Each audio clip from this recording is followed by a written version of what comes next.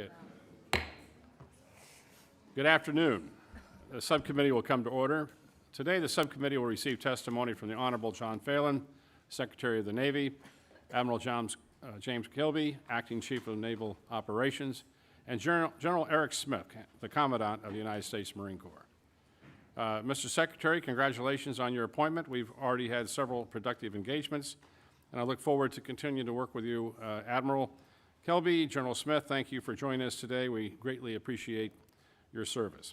Today we meet at a time of increasing global instability. The Navy and Marine Corps are under extraordinary operational demand, responding to threats across every domain.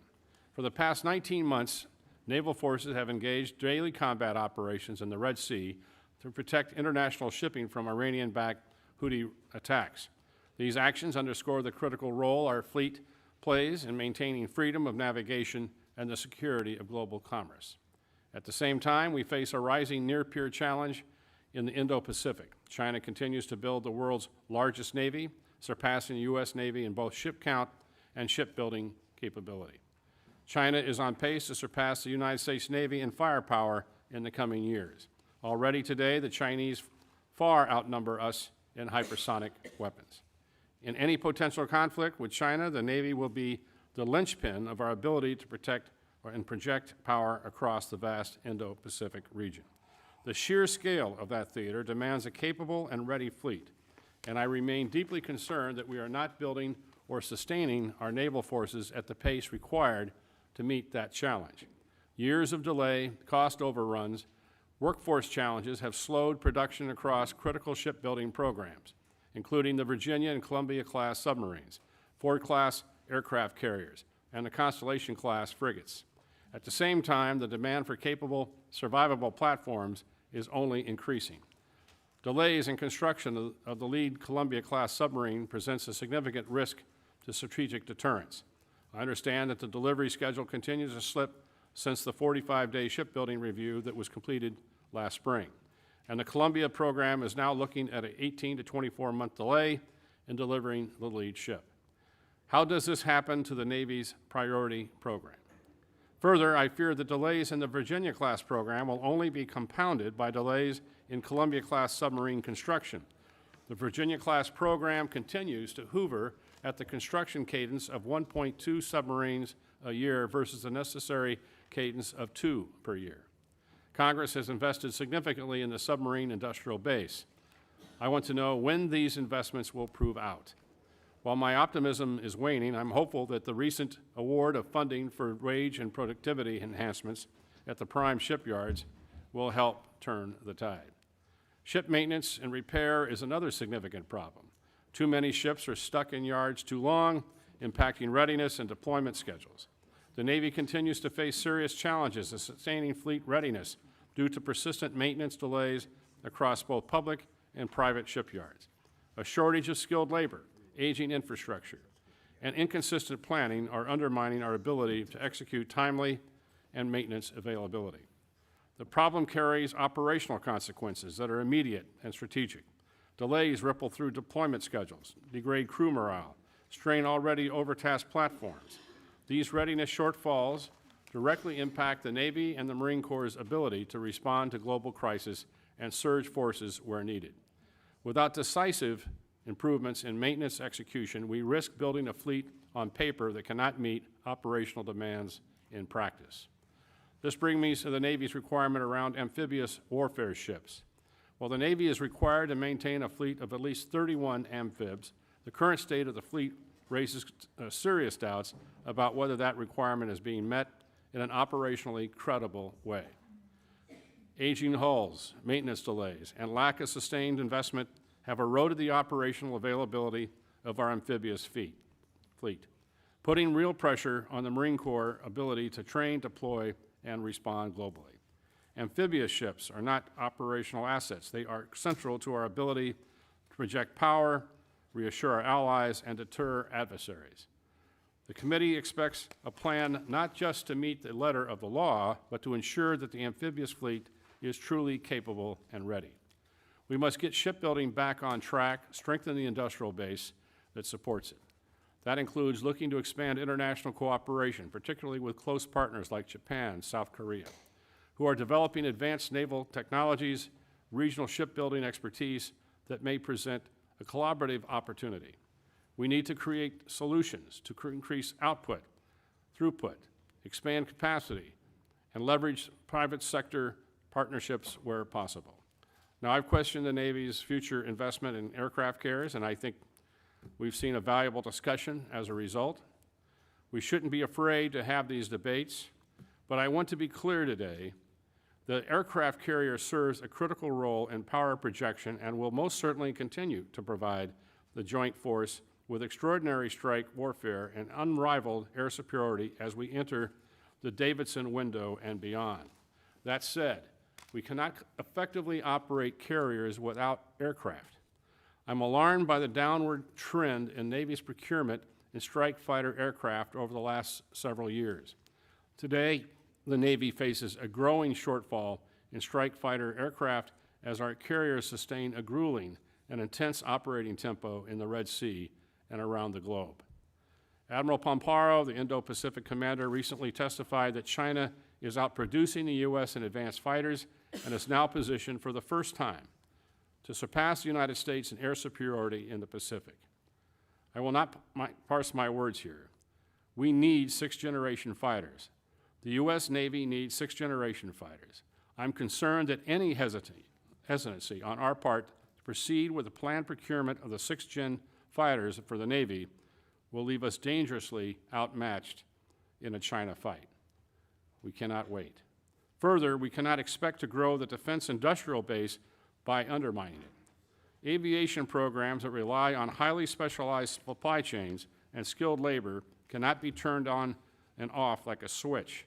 If we continue sending mixed signals through delayed buys, program instability, or shifting requirements, we risk hollowing out the very industrial base we need for future readiness. We must treat this sector as a strategic asset, not as an afterthought.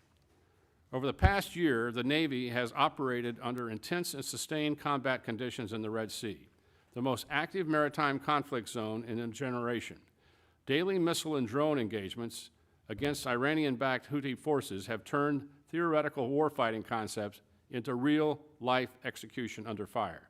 These operations are yielding invaluable insights into missile defense, unmanned system integration, and command and control in a high-threat environment. But this persistent operational tempo comes at a cost.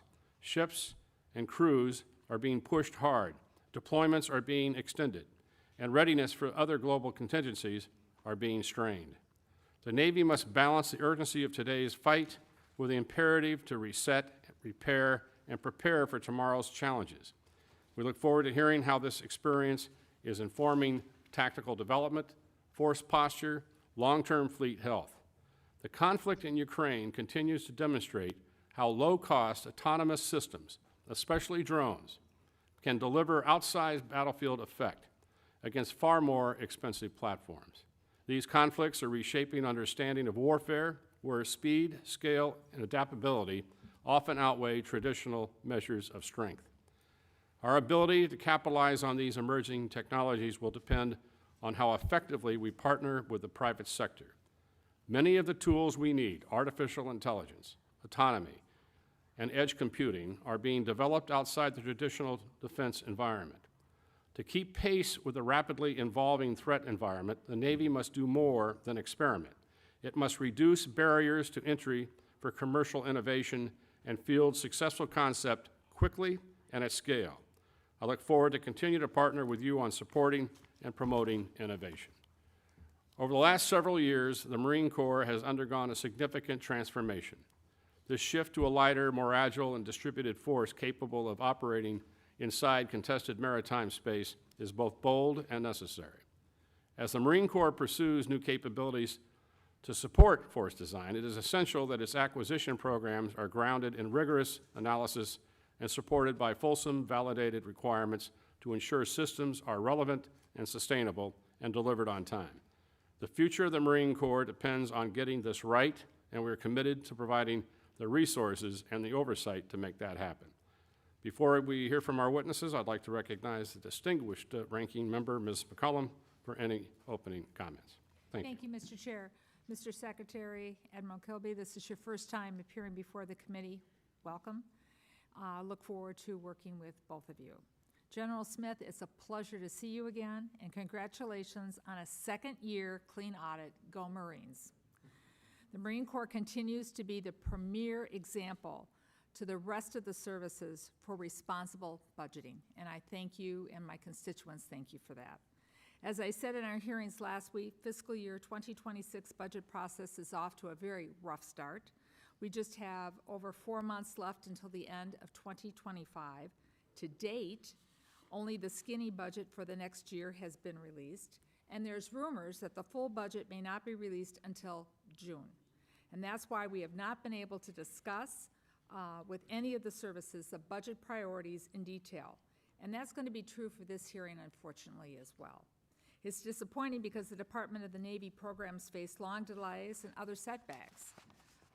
And our committee must have a better understanding of your F-26 priorities. I hope that each of you will reach out to the chair, myself, and to all the members of this committee as soon as details are released. Mr. Secretary, I continue to be concerned about the ability of the Navy and the industry to provide ships and submarines we purchase on time, on budget. And this is something the Chair and I, as you heard from his statement, totally agree on. This has been a challenge for several years, and now the responsibility has fallen to you. We cannot continue to pay for vessels that cost one amount at the start of construction and end up costing dramatically more later this year. I appreciate addressing both of the delays and the reinvigorating of the maritime industrial base that was a focus during your Senate confirmation hearings. You spoke directly to this, and I appreciate that. So I look forward to working with you to ensure that the industry and the government can find solutions to get back on track. I was also pleased to hear during your confirmation hearings that you prioritize the health and safety of our sailors and Marines under your watch. Extended employments can not only hurt the sailor or the Marine, but can also have the possibility of harming their families. Part of the reason for these extended deployments are the delays at the maintenance facility yards in getting our subs and our service vessels in and out of the water. And that, too, needs to be addressed. In last week's hearing with the Army, we discussed the Army's transformative I've got a catch in my throat. We discussed the Army's transformative innovation.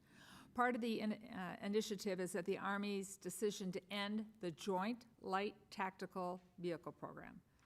I have to say, I was dismayed when the Army made this decision and did not consult with the Marines. That is beyond disappointing. Joint means joint. That's what the J stands for.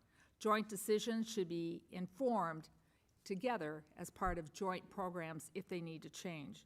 So I look forward to working with you, General Smith, in determining the next steps for this vehicle which your Marines rely upon.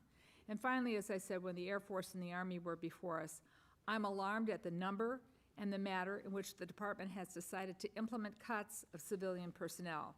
Public shipyards are a personal concern to me. Losing shipyard workers with experience and failing to replace them will only lengthen the problems we are now seeing at these shipyards. Delays will worsen, maintenance schedules will not be executed on time.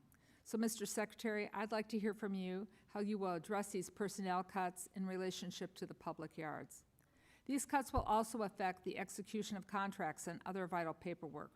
We are already living with the impacts of what happens when civilians take a buyout and stop working on contracts. The contract isn't signed. The mission doesn't get done, and the program falls behind, and it costs the taxpayers more money. I'm also concerned that these cuts will shift responsibility of completing these tasks to the same military personnel that you would like to see most at work, at sea, or on the training field. So once again, I welcome you all to the committee, and I look forward to hearing your testimony. Thank you for the courtesy, Mr. Chair. I yield back. Thank you. Now I'd like to turn to the chairman of the full committee, my good friend, Chairman Tom Cole. Thank you very much, Chairman Calvert, Ranking Member McCullum. It's always a pleasure to be joined by the Ranking Member of the full committee, my good friend from Connecticut, Ms. DeLaurel. And let me go off my script for a second and just say I appreciate Ranking Member McCollum's remarks about the budget, because she's spot on. We absolutely need it sooner. That's not your fault. I'm not directing that at any of the three of you, but this is one where OMB needs to pick up the pace if we are going to have any chance of getting our work done on time. So thank you, my good friend from Minnesota, for pointing that out. I want to welcome all three of you, Mr. Secretary. Delighted to have you confirmed and here with us for the first time. Admiral Kilby, General Smith, again, it's an honor to have both of you with us today. I want to extend my gratitude to you and your commendable and continuing service to our country, and to the men and women in uniform that you collectively lead. Today, our Navy's mission has never been more consequential or expansive. From the contested waters of the Indo-Pacific to the turbulent Red Sea, our Navy and Marine Corps are on the front lines of deterring aggression, projecting power, and upholding the rules-based international order. We're all deeply grateful for the bravery and professionalism shown by our sailors and Marines, especially those operating today in harm's way in the Middle East. The Navy's persistent operations in the Red Sea under extremely dangerous and demanding conditions have prevented countless attacks on international shipping and ensured the continued flow of commerce. These missions have not come without cost, and they are a stark reminder that our naval forces must be ready to respond decisively across the full spectrum of conflict. While we await the full details of the White House budget request for the Department of Defense, this hearing will serve as an opportunity to address a range of issues that face the Navy and the Marine Corps. One area of particular concern is the state of our shipbuilding enterprise. We continue to see troubling delays in the delivery of key platforms, including the Columbia-class ballistic missile submarine, the Constellation-class frigate, and the Virginia-class attack submarines. These delays not only impact operational readiness, but they also create a growing strategic risk at a time when China is expanding its fleet at an unprecedented pace. This is not a new concern. The Trump administration rightly recognized the importance of recapitalizing our fleet with its executive order aimed at revitalizing American shipbuilding to better position the force to achieve a 381-ship Navy. While that goal remains aspirational, it should continue to guide our efforts as we consider how to strengthen our industrial-based capacities, streamline procurement timelines, and demand greater accountability in program execution. We'll also want to hear more about the Navy's evolving posture in the Indo-Pacific, particularly in light of China's coercive actions near Taiwan, in the South China Sea, and beyond. Maintaining a forward, flexible presence in the region is essential to deterring conflict and reassuring our allies and partners. The growth of unmanned systems, which my friend Chairman Calvert referred to, on the surface, undersea, and in the air, is another area of intense interest. The Department has made strides in experimentation and prototyping, but the path toward large-scale integration remains unclear. We'll want to know how unmanned platforms are being incorporated into the fleet, what operational value they're expected to provide, and on what schedule they will be delivered. Turning to the Marine Corps, we appreciate the continued implementation of Force Design 2030, which reflects a bold and forward-looking approach to modernizing the Corps for distributed operations in contested environments. We look forward to hearing from General Smith about how force design is progressing, what challenges remain, and how the Corps is adapting to lessons learned from the exercises and real-world operations. Strategic deterrence is also a key focus of this hearing. In addition to its role as the steward of the sea-based leg of the nuclear triad, the Navy is also responsible for maintaining the TACAMO mission, our survivable airborne communications link between national leadership and nuclear forces. As the Navy moves forward with the recapitalization of this critical capability through the EXX aircraft program, it's essential that departments stay on track and avoid the cost and schedule issues that have plagued other major acquisitions. We are also aware of recent discussions about potentially transferring elements of the TACAMO mission to the Air Force. This subcommittee will want to understand the rationale behind such a move, its impact on operational effectiveness, and what it could mean for program stability going forward. Of course, none of these platforms, strategies, or technologies matter without the people who bring them to life. Recruiting and retention remain pressing challenges across the force, although I know certain progress has been made in recent months. Both the Navy and Marine Corps have had to grapple with difficult operational tempos, quality of life issues, and a competitive labor market. We will continue to support efforts to improve housing, family support programs, and health care of our service members. I want to close by thanking each of you again for being here and for your service. I also want to thank the dedicated men and women of your branches, uniformed and civilian alike, who continue to operate in every corner of the world on behalf of the American people. We look forward to your testimony and a frank discussion about the challenges you face and the resources you need to meet them. Again, thank you for being here today. With that, Mr. Chairman, I yield back. Thank the chairman. I'd now like to turn to the ranking member of the Appropriations Committee, Ms. DeLauro, for any opening comments. Thank you so much, Mr. Chairman. I thank you and Ranking Member McCollum and Chairman Cole for holding this hearing on the plans for the Department of Navy in the coming year. I thank you to the witnesses, Secretary Phelan, General Smith, and Admiral Kilby, for your appearing before us today and for your dedicated service to our nation. You keep our nation safe, you keep our sailors and Marines safe. You ensure that our allies are supported wherever democracy and freedom are threatened around the world. Today, I look forward to learning about what the Navy is doing to get our shipbuilding back on track, especially with regard to submarines. It is critical for our national security that the Navy returns to a regular production of 2 Virginia-class submarines per year, and that the Columbia-class gets as close to schedule as possible. We need to understand how the administration plans to work with Congress to ensure that that happens. Our ability to deter and respond to threats around the globe is counting on it. I also am eager to hear more about how the Marine Corps will utilize the CH-53K program, how it will evolve into the future. We must always work to ensure our service members have the best possible equipment to defend our nation, and American-made Sikorsky helicopters are the best in the world. I want to ensure the CH-53 platform continues to serve as the backbone of the Marine Corps' heavy lift fleet. Additionally, I want to hear about what we're doing to modernize the Navy's workforce. I am very concerned to hear that the Department of the Navy will be losing about 16,000 civilian workers, including workers at our public shipyards. The Navy must work with the Congress and with our industry partners to ensure that we have a highly trained workforce that is ready to get the job done and respond to constantly evolving threats. And we all know that when you destroy the infrastructure and hollow out the agencies, that we cannot bring that back, and with how quickly we would need to do that. So we should not be in the business of destroying our infrastructure. Also pertaining to the workforce, it is deeply regrettable that the administration is choosing to inject culture war debates into the Department of Defense funding process. And I am concerned with how that may hurt further recruitment efforts, especially among women.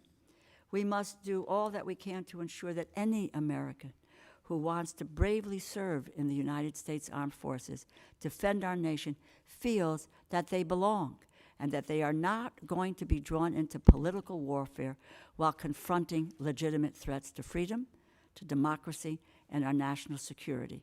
I thank you again, all of you, for being here today. Look forward to listening to you, and I yield back. Mr. Chairman, I am going to dash to Homeland Security for a portion of that. We'll be back for questions. Thank you very much for your indulgence. Appreciate it. Thank you. Gentlemen, your full written testimony will be placed on the record. Please give a brief summary of your statements. Secretary Phelan, the floor is yours. Chairman Calvert, Ranking Member McCollum, and distinguished members of the committee. I'm honored to appear before you alongside General Smith and Admiral Kilby to discuss the posture of the Department of the Navy. I'm grateful to President Trump for the trust he's placed in me to lead the nearly 1 million sailors, Marines, and civilians who make up our maritime force. My North Star, our #1 priority as Secretary, is the readiness of our sailors and Marines.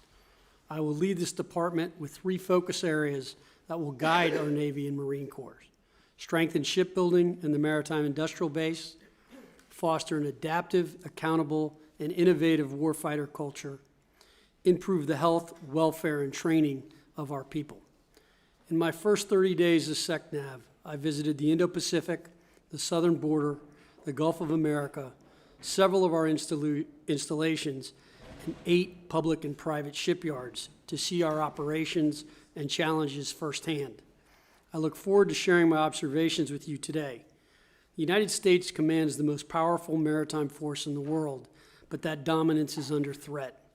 China continues to expand its fleet, build more advanced submarines, and operate more provocatively and aggressively in contested waters. In the Red Sea, our warfighters are leading Operation Prosperity Guardian, defending freedom of navigation. They're doing an excellent job. At CENTCOM headquarters, I witnessed these operations and saw firsthand the professionalism and expertise of our forces operating in this area. Closer to home, our maritime forces are working with federal agencies to disrupt drug and human trafficking, helping to further secure our borders. On my second day in office, I visited the USS Gravely in the Gulf of America and flew surveillance missions with Patrol Squadron 26. While our forces remain steady, rebuilding our hollowed-out maritime industrial base is a national security imperative. As outlined in the Restoring America's Maritime Dominance Executive Order signed by President Trump on April 9th. Over the past month, I visited those 8 shipyards across the nation's East Coast and the Indo-Pacific. I spoke directly with shipyard leaders and the hardworking tradesmen essential to our maritime operations. I now have a clear picture of where our shipbuilding dollars have been going and am developing a plan to fix what's broken. As the nation's first line of defense, the Navy and Marine Corps play an indispensable role in securing national interests and protecting our way of life. However, to truly strengthen our defense posture, we must first ensure that the Department of the Navy is accountable to the American taxpayer. Accountability is not just a regulatory requirement. It is the bedrock upon which we will build a stronger, more efficient Navy and Marine Corps. To instill an environment of adaptability and warfighting culture, we must first demonstrate sound business practices and financial discipline. Under my leadership, the Department of the Navy will achieve a clean audit, following the example set by the Marine Corps, which has completed 2 consecutive unmodified audits. We will leverage technology to drive smarter decision-making, adopting lean management practices to eliminate unnecessary overhead, and building relationships with private industry to access cutting-edge solutions. As we confront the mounting challenges of shipbuilding and warfighting readiness, it is clear that our greatest asset is the extraordinary men and women who serve, our sailors and Marines. We will continue to invest in recruiting, training, and retaining the highest caliber personnel. We will prioritize quality of life and quality of service initiatives to ensure that our sailors, Marines, and their families have the resources available to succeed. During my travels, I visited a number of barracks, and although our new barracks are good, I was appalled by the condition of some of our older barracks. I will hold leadership and industry accountable until we deliver the standard of living our service members deserve. As former President and Assistant Secretary of the Navy Theodore Roosevelt once told Congress, a good Navy is not a provocation to war. It is the surest guarantee of peace. That guarantee begins with hard work, and I'm committed to putting in the effort our warfighters deserve while working alongside this committee to build and maintain a force strong enough to deter conflict and preserve peace. I'm honored to serve the nation and guide the world's greatest maritime force through these uncharted waters. Thank you for your support, and I look forward to your questions. Thank you. Thank you, Mr. Secretary. I now recognize Admiral Kilby for your remarks. Chairman Calvert, Ranking Member McCollum, Chairman Cole, Subcommittee members, thank you for the opportunity to testify on the priorities of the United States Navy. Your Navy provides the nation with sea power and sea control needed to preserve our way of life and ensure our security and prosperity. Your oversight and funding ensure we are ready when the nation calls. I'm pleased to testify alongside Secretary Phelan, who brings the needed and unique skill set and experience to help us accelerate the work of our Navy, and alongside my partner, General Smith, the Commandant of the Marine Corps. In the past year, our sailors have defeated hundreds of drones and missiles and executed dozens of offensive strikes in the Red Sea and the Eastern Mediterranean. They have strengthened alliances and deterred Chinese aggression in the Western Pacific. They have supported operations on the southern border, and they have maintained an unbroken strategic deterrent with our ballistic missile defense submarines.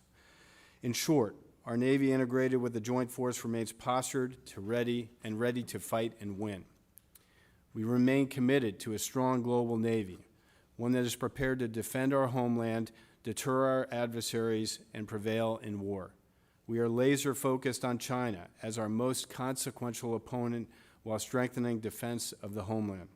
We prioritize operations, training, and readiness accounts to ensure our naval forces remain ready, resilient, and agile to execute national tasking. The Navy and Marine Corps preserves peace through strength, through investments in our strategic deterrence, our defense industrial base, and our installations, via initiatives like the Shipyard Infrastructure Optimization Program.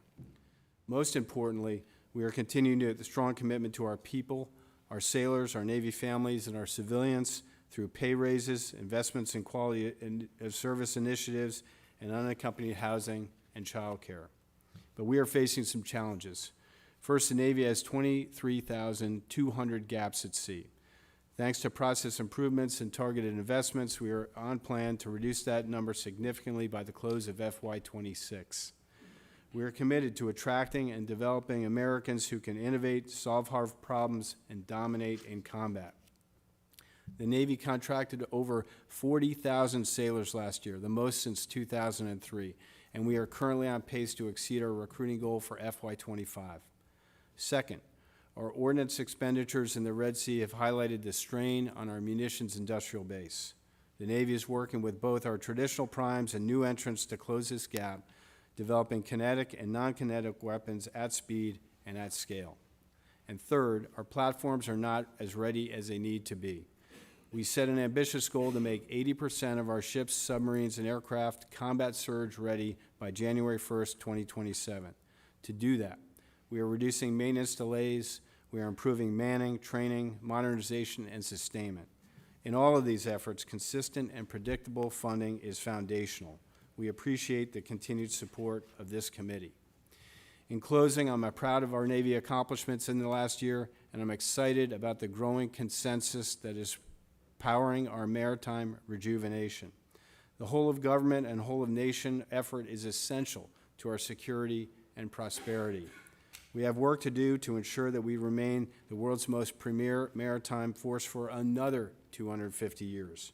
Your leadership and support are critical in achieving this imperative. On behalf of our sailors, civilians, and families around the world, I thank you. I look forward to your questions. Thank you, Admiral. I now recognize General Smith for your remarks. Good afternoon. Chairman Calvert, Ranking Member McCollum, Chair Cole, Ranking Member DeLauro. Ladies and gentlemen, it is an honor to appear before you today alongside Secretary Phelan and Admiral Kilby, my shipmate. I'm here for you on behalf of your Marine Corps, and I look forward to answering your questions. First, I'd like to start by sharing the Marine Corps' top 3 priorities. First, restoring a 3.0 amphibious ready group Marine Expeditionary Unit presence. This is the Marine Corps' North Star. That's 1 amphibious ready group constantly deployed off the East Coast, 1 constantly deployed off the West Coast, and 1 amphibious ready group episodically deployed out of the FDNF, the Forward Deployed Naval Force in Japan. The amphibious ready group with Marine Expeditionary Unit embarked is the most versatile tool in our nation's arsenal. It is the Swiss Army knife of the Joint Force, and we're working closely with our Navy partners to maximize this capability. Our second priority is accelerating force design. Force design is our righteous journey to adapt to the changing character of war. The nature of war remains the same, but the character changes. We are in the implementation phase. We're fielding new capabilities time now and reshaping formations across the force, from our Marine Expeditionary Units and Marine Littoral Regiments to our Marine Expeditionary Forces. And finally, improving quality of life. Every Marine deserves a clean, safe place to lay their head at night. They don't ask for much, but they do ask for that. Barracks 2030 is how we're getting after this. It is the most consequential housing investment in Marine Corps history. And quality of life goes beyond our barracks. We're also investing in the well-being of Marine families. because retaining our Marines means supporting those who stand by them. We say you recruit the Marine, but you retain the family. I'll close with this. Your Marines remain the most ready when the nation is least ready. It's who we are. It's our foundation. A forward-postured force, trained for combat, and built to deliver flexible, lethal options anywhere, anytime. Thank you again for your trust and support, and I look forward to your questions. Thank you, General. I'll first recognize myself for 5 minutes before we get into questions for both sides. Obviously, Mr. Secretary, the committee is continually concerned about the reported 18 to 24-month delay in the Columbia-class submarine program. As you know, the retirement timeline for the Ohio-class boats is apparently, unless I'm corrected on this, is non-negotiable due to the aging hulls, which means any further delay in Columbia directly threatens our ability to meet STRATCOM's minimum deterrence requirement. As you well know, the significant part of our nuclear deterrent is carried on the Columbia, will be carried on the Columbia program. Secretary Phelan and maybe Admiral Kilby may want to come into this too. You can walk us through the primary drivers behind the additional 18 to 24-month delay of the Columbia-class submarine program, and beyond the issues we've already seen, whether supply chain disruptions, workforce shortages, or integration challenges, what risks remain most concerning to you as we look ahead? Thank you for the question. I know it's an important issue to you and top priority for myself and Admiral Kilby as well. I think it is a combination of a first-of-class ship, still an inexperienced workforce. It is supply chain issues. It is also a lack of modernization in some of this in some of the plants. And I think honestly, it's just sitting and going and talking to the workers and ways of improving workflow. And so these are things that I've met with the CEO of General Dynamics and Huntington Ingalls to talk about this and go through it. It was very interesting in some of their assessments of what they did not perceive to be as problems, where when I went and sat down with the workers, I got completely the opposite. So let me just give you a couple of examples which might help you understand in ways we think we can shift the schedule left. So in Japan, I went to JMU.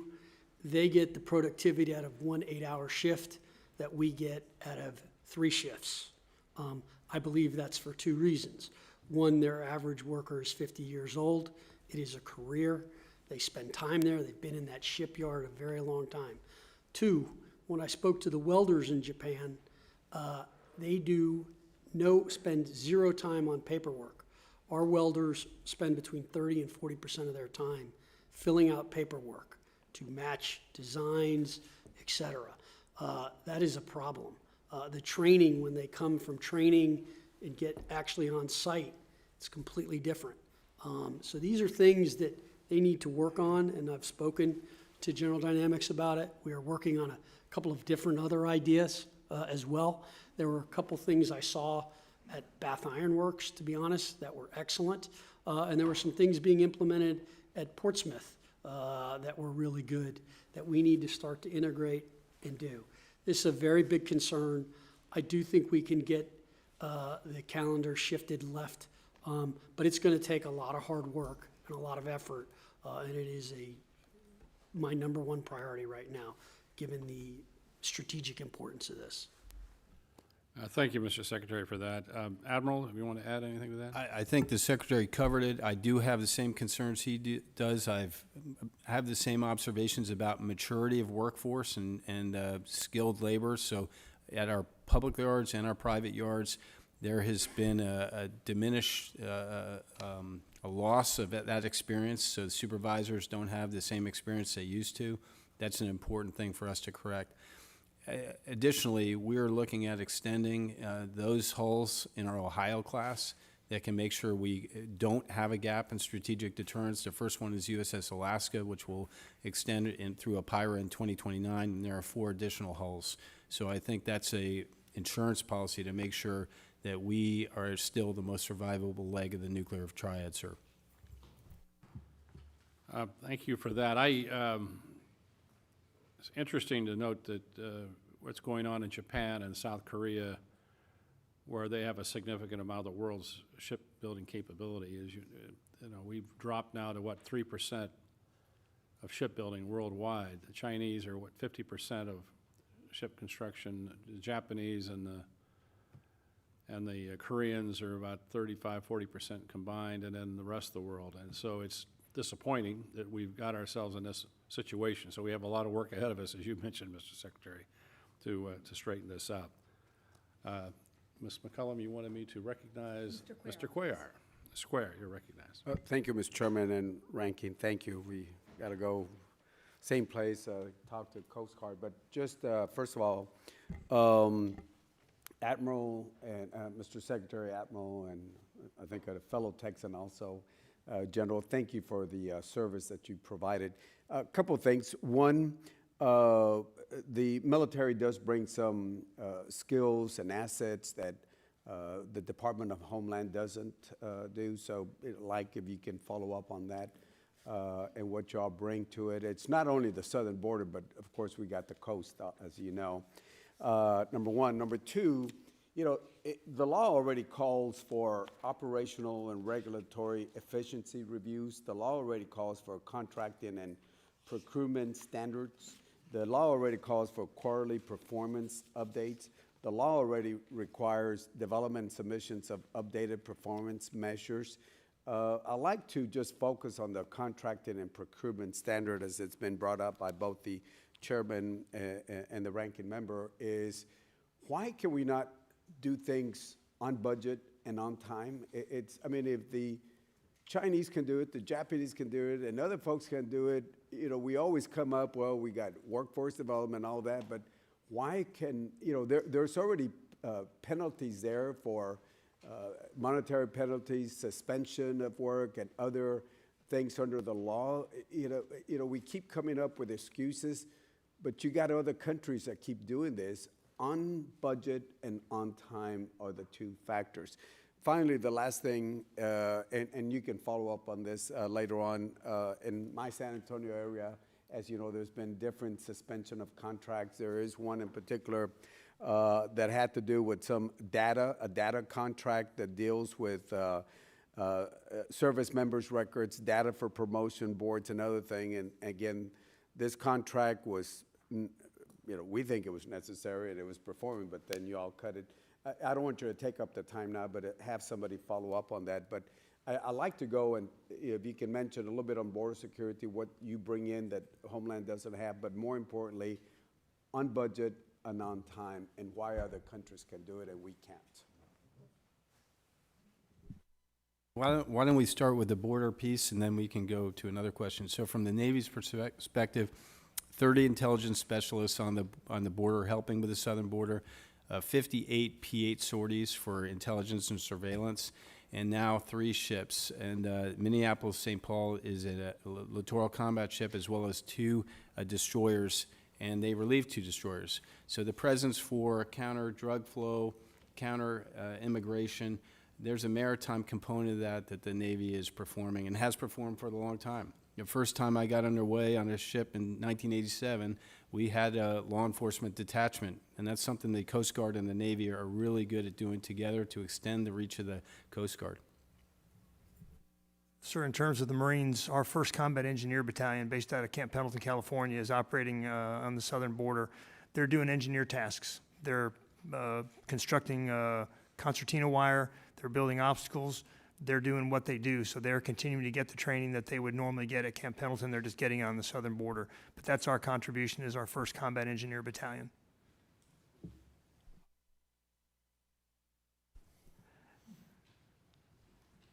Just real quick, just on the border as well. I mean, I think the Navy, since its inception, has been a Homeland Defense organization. They work with the Coast Guard. They do ballistic missile defense, and keeping sea lanes and trade lanes open has been part of their job. since inception. So I think it's a very important aspect to what they do. In terms of on time, on budget, I think it's a number of different things. One, as I mentioned in my opening statement, the industrial base has been hollowed out. We have lost a lot of manufacturing and our ability to manufacture. We've had prior conflicts where we've spent a lot of money, and the bills for our deferred infrastructure spend, whether that's piers, docks, is now coming due. And it's been going on for a while. And so these are not new problems. I mean, I look back at testimony 20 years, I keep hearing the same things. I'm trying to figure out why it hasn't been fixed, to be perfectly honest. But I will tell you, I think it's a combination of bureaucracy. So just to give you an example, in the Navy, in acquisitions alone, we have 56,000 people in our acquisitions department. Now, we did last year 217,000 contracts. That's 34 contracts per person. That's 2 contracts a month. Something's off. I keep trying to understand what are all these people doing. And these are complicated contracts, but I'll also be honest, when I look at our contracting, it's poor. We don't control our IP. We can't repair stuff. We don't have very good penalties built in for lack of performance. These are all things we are going to really try to change. And I kind of called it in my confirmation hearing, shared risk. I think it's great for the private sector to make money, and they should. But they should be paid according to the risk that they take. And that is not going on right now. And we need to fix that. So it is not an easy solution, but it has our focus, and we are going to get it fixed. It will take time. We will be very transparent with all of you and walk you through and tell you the good, the bad, and the ugly, and try to get it sorted. Thank you. Chairman Cole. Thank you very much, Mr. Chairman. I want to go back to something I mentioned in my opening statement, Secretary Phelan. Could you tell us whether or not that we're looking at restructuring the TACAMO mission and whether or not we're looking at offloading some of those functions that it currently provides to the Air Force? Thank you for the question, Chairman. I think I'm going to let Admiral Kilby answer that, but let me just give you my thoughts. Look, the investments in both the E-6B and its replacement, the E-130, are critical to nuclear modernization. I'm committed to improving that. It is a critical part. And then I'll let Admiral Kilby comment on your specific question. Yes, sir. So as Secretary Phelan said, the E6, which you now know so much about, has served us well. We need to make sure that aircraft gets through its service life and is replaced by its replacement. There is another mission assigned to that aircraft now, the ABNCAP mission, and that is the mission that needs a platform or a home, because the EC-130 just does not have the room in it that the E-6 does to perform both those missions. But most important, and I agree with Secretary Phelan, we must stay on track for the TACAMO replacement program. We've gotten more than our money's worth out of the E-6s. We've had this empennage problem, and we're repairing those aircraft to make sure they're safe to fly, to provide continuity of NC3. But I'm committed to the TACAMO replacement program and staying on budget and on delivery for that so we can do what we do for the nation. And again, just to not be redundant, but to be specific, are we talking about any of that mission moving to the Air Force, or are we talking about keeping it within the Navy? That's a discussion still at the Department of Defense. The part I specifically talked about, though, was it will not go into the EC-130 replacement because there's just no room for the kit for that aircraft. So there's a limitation to what the 130 can do, and it's a performance gain for us, we think, in the execution of NC-3. So we'll have to figure out, as a department, the Department of Defense, what happens to that initial mission, and it may not be an aircraft. It might be another means to provide that secure comms. Well, I would ask you to keep us apprised of that. And I will tell you, since I've got a lot of E6s based out of my district and E3s that are all being retired from the Air Force, where we're having to scramble to find replacements, I'm not sure the Air Force would have the capacity to do some of the things you need to do. So, again, I would very much like to know when and if that decision's made. Let me ask you two quickly, if I may, and I put this to all of you, and Chairman Calvert raised it. I'm very concerned about where we're at in terms of munitions, in terms of what's available, what you need, what we would have if, God forbid, we were in a short-term conflict. It would be short-term because we don't have enough munitions to sustain a long-term fight. So where are we at in procurement and stockpiling of the munitions, particularly precision strike types of munitions that you think you would need in a conflict with a near-peer power? Sure, I'll take that one just for the Navy. We are investing in the munitions we need, particularly to be ready to, if we need to go to war with China. Those are precision-guided, long-range munitions like Tomahawk, Maritime Strike Tomahawk, LRASM, SM-6, SM-2, ARGM, AIM-9X, AIM-120, and the heavyweight torpedo. So all those munitions we need to increase production on. I'm also of the mind that we need to look at other vendors, and they may not be able to produce the same exact specification, but they might be able to produce a missile that's effective, which is more effective than no missile. So I think we've got to open our aperture a little bit, but those munitions that I listed, we need to increase production. And we've done so with things like the SM-6, which used to have 125 rounds a year. We're ramping up to 300 rounds a year. We've restarted our Mark 48 line. That's our premier torpedo. We stopped doing torpedoes in 1996 and now have just reconstituted that line and are going to deliver 10 a month. So that's 120 a year. That's a step in the right direction. But we need to stop looking, like I have, at the minimum sustaining rate and look at what we need for protraction. I think it's foolish to think that we're going to be in a short, sharp war. If we go to war with China, this is going to be a big deal, and it's going to be bloody, and there's going to be casualties, and it's going to take time and munitions. So our stocks need to be full.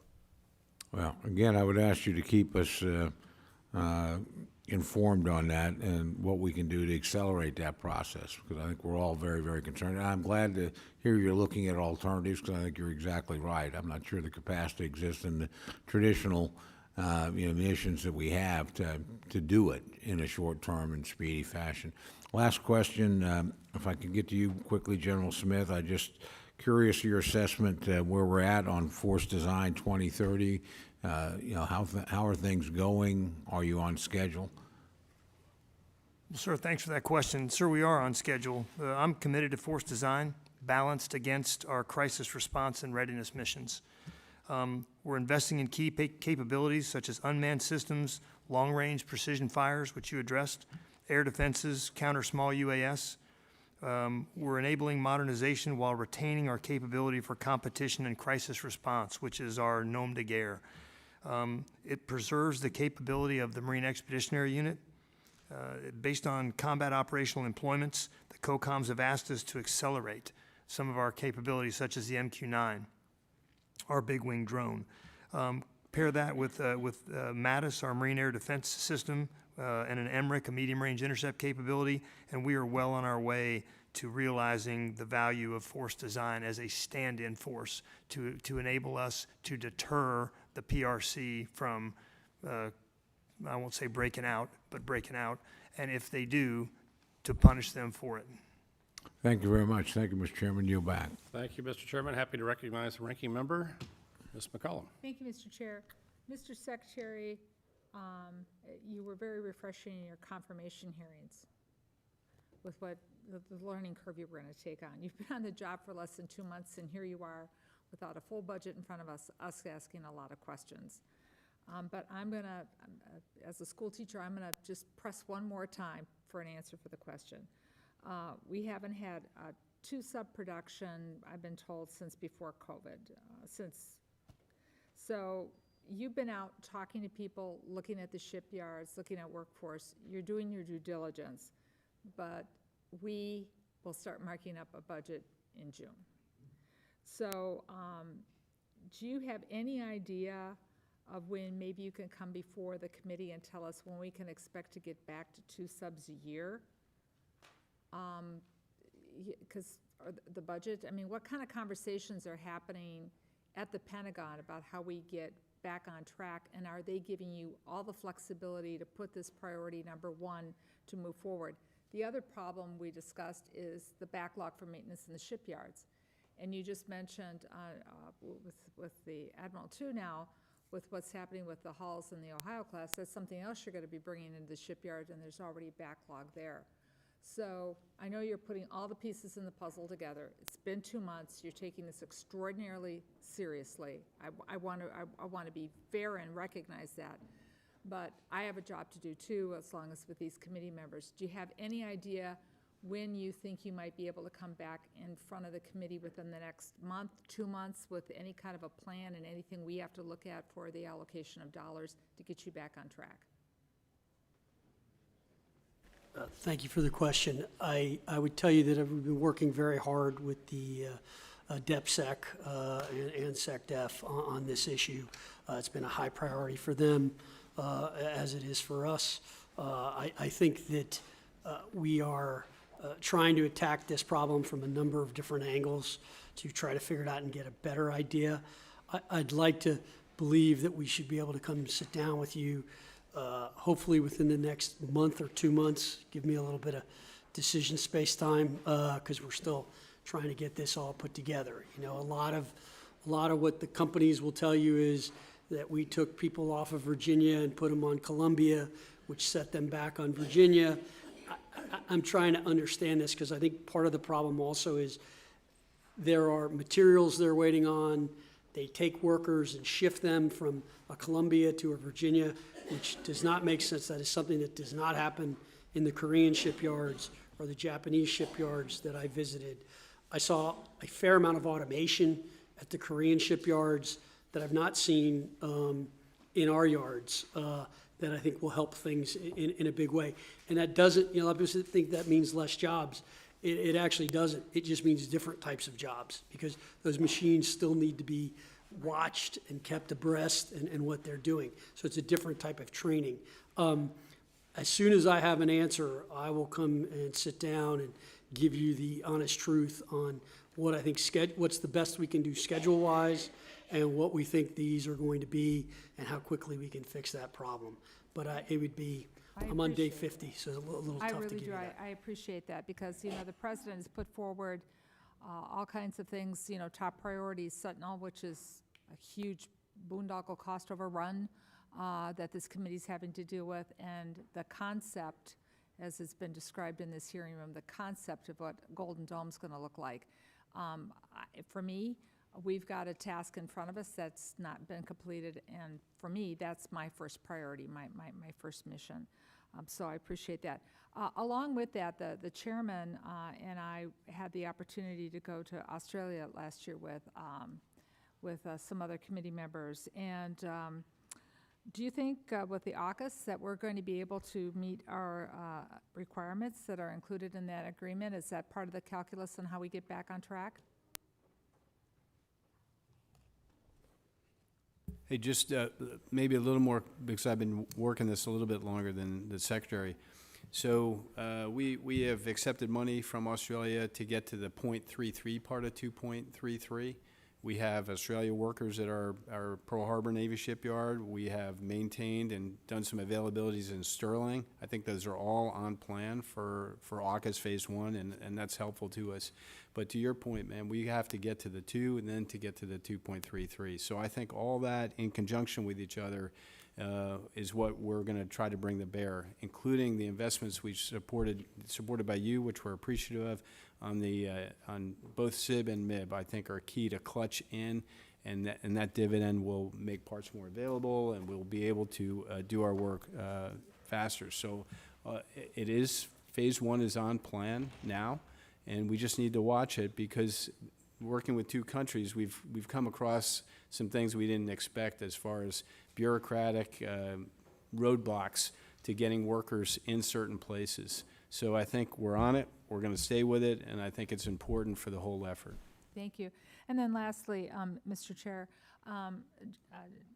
General Smith, we had an opportunity to talk just briefly about this, and the decision for the Army to cut the Joint Light Tactical Vehicle came as much as a surprise to you as it did to this committee.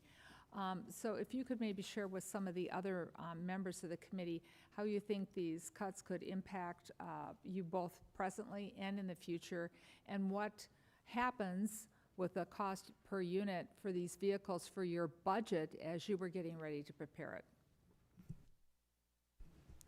Yes, ma'am. The Marine Corps is fully committed to the JLTV program. It is our workhorse on the ground tactical vehicle fleet. It's a little bit too early to assess the impact of the Army stopping their version of the program, but per unit costs are clearly going to go up. The APUC, the average per unit cost, is going to go up when the orders go down, and that's going to negatively impact the Marine Corps' ability to fulfill its ground tactical vehicle mobility strategy, which has me concerned. Well, when you have those numbers, we would appreciate receiving them. Thank you, Mr. Chair. Yes, ma'am.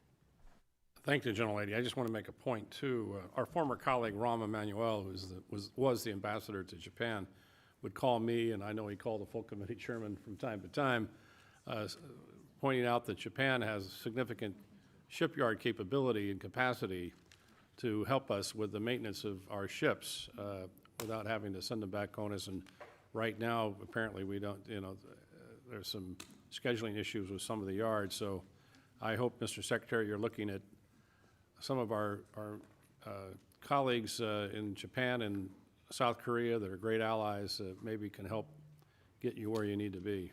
So. Thank you for the question, Chairman. Look, all options are on the table, and I was very impressed by what I saw in Korea and Japan. I saw 2 ships that they did maintenance work in Korea for us. Excellent. I actually saw a DDG destroyer they made, which is 10% bigger than ours, which, by the way, was an excellent ship. I even think the Combat Information Center was laid out better than ours, looking at it. So I think we have to really look at this, and I think I kind of bucket it in 2 ways. There's short-term things we need to do because we need to get hulls in the water, and there's long-term, and the long-term is getting the maritime industrial base, getting the jobs, getting those brought back here. I think, you've seen what Hanwha did with Philly, with the Philly shipyard. They're very interested in expanding some of their work here. We have to put everything on the table. We are at that sort of kind of period of time, and so, yes, we will definitely be looking into that. Thank you. Mr. Rogers, the Dean. Thank you, Mr. Chairman. Mr. Secretary, let me discuss with you naval drug interdiction. The Navy has a history of reliability issues with littoral combat ships, but plans to decommission those ships have halted due to other potential use cases such as drug interdiction missions. The Navy's littoral combat ship has recently gotten some praise for its success in those drug interdiction missions. In April of this year, the Minneapolis-St. Paul, a Freedom Variant LCS, stopped 2 suspected drug smuggling operations within 72 hours through a combination of air and surface operations in the Caribbean Sea. The successful operation that I've described is one of several good examples in recent years of an LCS interdicting drug smuggling operations. In 2020, the USS Gabrielle Gifford stopped a vessel in the Eastern Pacific that was carrying $106 million worth of cocaine. In 2021, USS Wichita and USS Sioux City seized $17 million and more than $20 million worth of cocaine. These littoral ships, they're fast, they carry helicopters, they have air and surface search radars, all of which are very helpful in stopping drug smuggling operations. These ships are also armed with missiles, They're unlikely to be used against drug smugglers due to the costs of the munitions. Of all the Navy's warships, the LCS is probably the best choice for counter-drug missions. But the program has been repeatedly described as a costly misstep for the sea service. The two classes of small but fast warships were designed to operate in littoral near-shore waters and primarily seen as a solution to an unclear problem. Due to technical issues, the service has opted to retire some of the oldest vessels years before their end of service life. Others would be pawned off to regional partners and allies. In 2025, just recently, the Navy stopped buying LCSs, halting production at the current 28 ships, rather than moving forward with the 52 that was originally planned. What can you say about this? Are we going in the right path? Sure, if I could start and then turn it over to the Secretary. One, I think your points are spot on.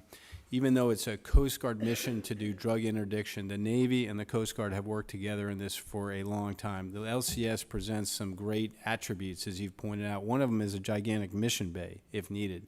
So the ability to support General Guillot and Admiral Halsey, both Northern Command and the Southern Command Commander, for missions south of the border, I think are a great use of that vessel, and it would allow us to free up DDGs to do other things. So I think there's great potential there. We have had some challenges with our hull mechanical electrical system, particularly on the Freedom class. We've addressed those through a combining gear fix, so I think those missions can be well served by LCS, allowing our DDGs maybe to use for another mission in Homeland Defense for General Guillot, like an out-of-area deployer from either our west or east coast. So we will look at these platforms, and we will field the best Navy we can for the budget we have to do the missions assigned. Well, we're being flooded with drugs. That's beyond doubt. And it seems to me it's not too wise to holster a weapon such as the LCS in this time. I thank you, and I yield back. Thank you, General. Mr. Chair, not totally aware of this, but both the chairmen, when I was the chair and he was the ranking member, now he's the chair and I'm the ranking member, we've asked repeatedly for ways in which the LCS, when it fits, when it works, can be repurposed for doing programs as former Chairman Rogers was talking about. And slow to get us a report. The report was not very adequate. And so if you ask somebody back in your office, they can dig up an old file for you. This is something that this committee has been trying to figure out how to be best use for these ships when it works. We know that they won't work for everything. Some of them need to be retired in that. I want to be clear on that. But this committee's been asking for this for a long time, and I just thought maybe you'd want to know that. Thank you. I'll look into that. We're very good at putting together reports and studies and hiding them and getting to us. So I'm working on getting through that as fast as possible. We will look into it. We're spending a lot of time, honestly, trying to come up with the appropriate force structure given the budget that we have and the budget issues we have with some of the other programs. So we have some tough decisions to make and tough trade-offs. And that's really what we're going through as we speak. Thank you. Mr. Lauro. Thank you very much, Mr. Chairman. And I know there's been a discussion in my absence about the Virginia-class submarine contract, and so I don't want to have you be repetitive, but I just wanted to, a couple of things in this area. And we know that the contract announcement came at the end of April. We were supposed to get it at the end of February. But the April 30th contract modification indicated that future Virginia-class procurement will not be conducted through, quote, block multi-year contracts, as has previously been the case, but instead through one-off cost-plus incentive fee contracts. You've noted that the April 30th contract modification that obligated the December continuing resolution money was renegotiated to appropriately, quote, share risk between the Navy and the industry, end quote. You have indicated that this will serve as a template for future shipbuilding contracts. Whatever the contracting method that the Navy uses, we have the same goal, getting production back on schedule and on budget. Can you explain in more detail how shifting contract mechanisms will achieve that goal and create, as you described, quote, more value for the American taxpayer? Thank you for the question, Ranking Member, and again, thank you for the support to this committee for the Virginia. I think at the end of the day, we had a very tight time frame in which to try to get something put together quickly in order to continue the production on Virginia. What we ended up doing was we had a cost-plus contract, which was eating us alive, and as you delay out schedule, Right. you know, that's pretty Right. tough. So we had to get money to them for workforce. We had to send a demand signal to the private sector to put money into their facilities and invest.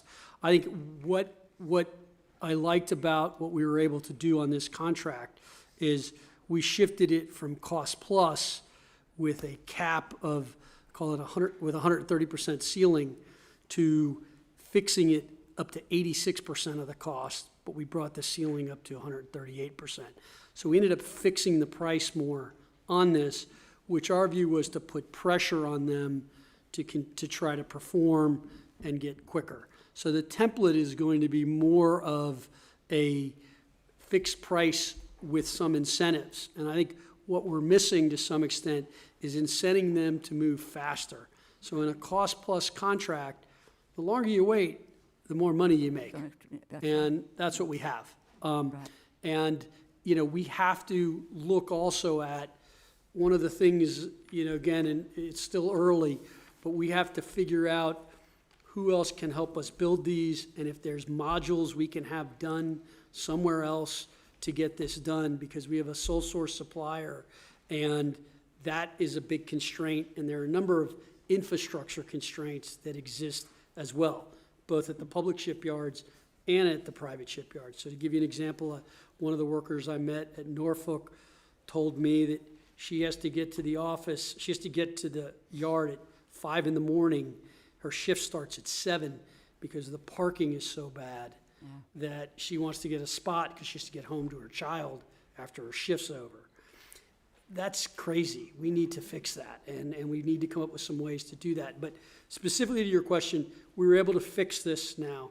And I think when we get to the next contract, we will look to try to modify that more and have more shared risk with them, which is kind of locking in margins, locking in numbers, and also trying to rationalize the supply base. I think, you know, we've done some very good work with 3D printing, which the Admiral can talk about in Danville.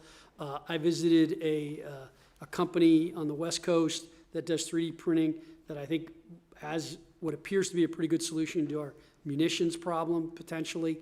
We have to get more advanced. We need to try things. This is a very, it's a thing the Navy does not like to do. And we need to get better at that. Mm-hmm. I just would say the fixed price and again, just tracking what those incentives are so that we don't find ourselves back in the situation where you've got the cost plus issue. And you know, obviously, as you spread it out, there's much more money involved, but we try to get that under control. So I appreciate what you're doing and would want to really understand our regular communication about how that's working and what that means in dollars and cents and what that means, you know, and using that model. It's important for us to know what these models are, as my colleagues have said, because we're dealing with the money here, you know, and being able to really be able to get you what you need, but not at, you know, at any price at all, and production being slower than it usually is. I understand the frustration.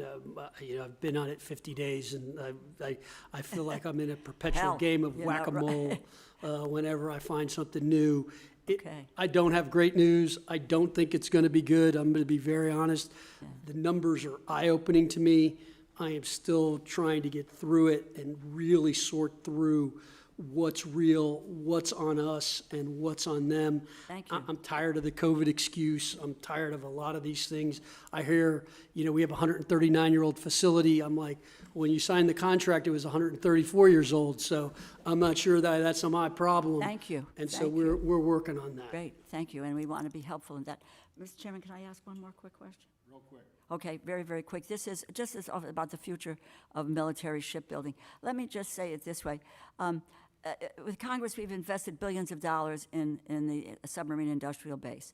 We need a clear sense of what oversight and accountability mechanisms the Navy has in place to ensure, again, that the money is well spent. And we need to know how you're going to continue to engage with this subcommittee and the Congress to ensure that we're kept up to date on the Navy's work in this area. Very, very quickly, we've seen the Army last 2 weeks. Secretary Hegseth, he's interested in reevaluating programs, force structures surface-wide. We received little or no warning on those changes. And I would hope that if the Secretary's office is looking at something similar for the Navy and the Marine Corps, that we would receive advance notice and would be consulted on the decisions. And can you commit to that?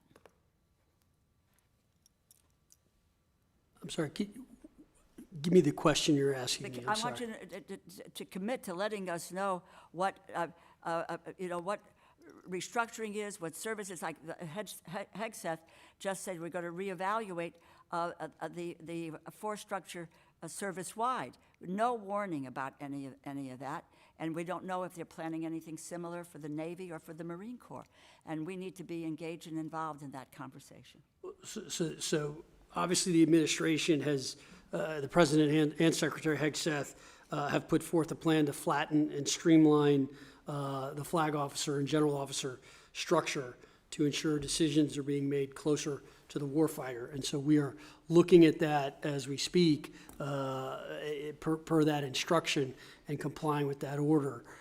We are trying to figure out how to streamline and make things more efficient, and we are doing our best as to that, and that's what I can tell you.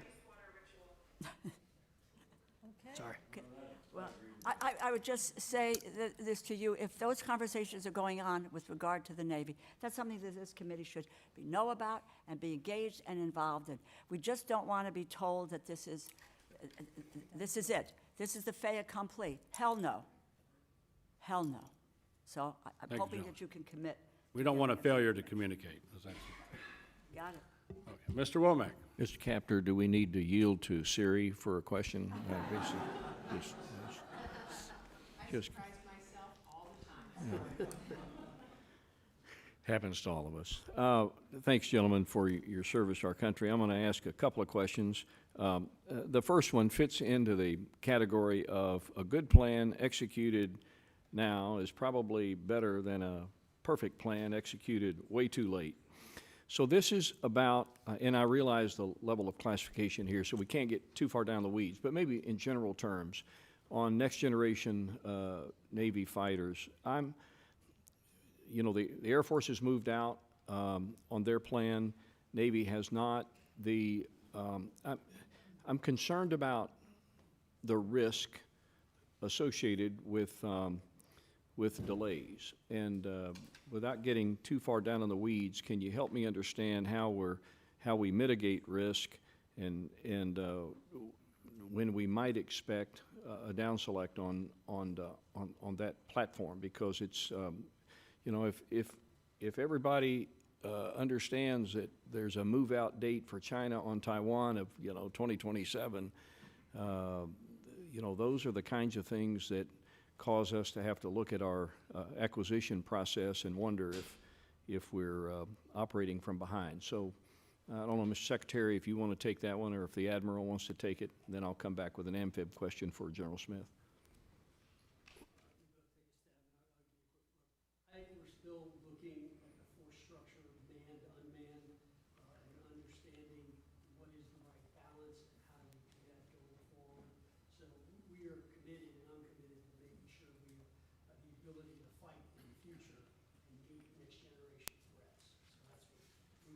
do, and we're still working through that. We're testing a number of unmanned platforms. My own bias is manned and unmanned combined is probably the best, but I'm going to leave it to the experts as we learn more and more. We've learned a lot from Ukraine. We've learned a lot in some of these other conflicts and how we should fight, and I think that needs to inform our posture going forward. Admiral? Just a comment on the sixth-gen fighter. You know, I've had the pleasure of briefing this committee on carrier survivability and the Navy composition in the Western Pacific. The sixth-gen fighter is key to air wing of the future. So to me, the carrier is the most survivable airfield we have, period, end stop. The sixth-gen fighter is a keystone of our air wing of the future, which includes, as the Secretary indicated, manned and unmanned aircraft. And that's the beauty of an air wing, is that it can be updated and still be serviced by the aircraft carrier, which is a capital investment, which we're going to have for a long, long time. To me, it is the joint force that is going to win against China. That's the Navy, Air Force, Marine Corps, and the Army, and the Space Force. And the Navy brings mobility, which is our chief attribute for you and the chief confounding thing for China. So the carrier is a big piece of that because it brings mass volume fires over and over and over again, where a submarine will have to be reloaded and a destroyer will have to be reloaded, maybe at some place, and take it offline. That carrier's got sustainment power, and the thing that delivers it is a fifth-gen and sixth-gen fighter into the future. But back to the technologies, I realize that we're deliberating the emerging technologies that will be central into the decision-making process. These doggone technologies are changing like every day, right? I mean, we're learning stuff from the battlefield all the time. And the private sector is doing a fine job of helping understand how these developing technologies are emerging as quickly as they are. So at what point in time will we say, you know, time's up, we've got to move out, we've got to make a decision and go? When does that happen? I think at the end of the day, look, we need to create more flexibility in our procurement, okay? We need to be able to adapt faster. We're very slow. We're putting ships in the water that are 30% obsolete by the time they get into the water. That's a bad thing, and we need to fix that. So I don't have a specific answer to your question, Congressman. I think we're going to look at that. We are studying each program line by line and trying to understand this. I think the companies that currently serve us would tell you, oh, we got to do this immediately. I'm not sure because of the speed at which technology is moving. What we're seeing in advanced manufacturing is changing daily. And so what we will be able to do today versus 2 years, 3 years, 4 years, 5 years, is going to take a while. I think this comes back to my earlier comment about what our force posture is going to look like. I think what I found in business is the best way to be successful is not to be reactive. It's to say, where do you want to be in 5 years? Where do you want to be in 10 years? And then work your way backwards to get there. Don't try to work to it, work back from it. And we're still in that process. I don't know if you've got. I think, Secretary, you covered it, but I just wanted to speak to the operational benefit of a sixth-gen fighter, to the joint force. We're going up against a world-class adversary potentially, and we got to have world-class equipment. And for the aviation component of air wing in the future, that's a sixth-gen fighter. Got it.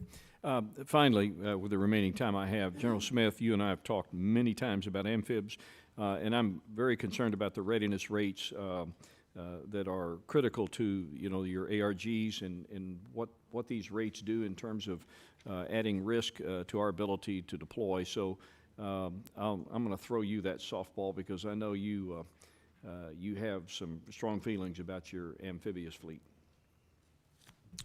Well, sir, I'm working closely with my shipmate, Jim Kilby, Admiral Kilby, to bring the readiness rates of amphibs up to where they need to be. We base our amphibious readiness on 80% A sub O, 80% readiness, and the current readiness is in the 40th percentile.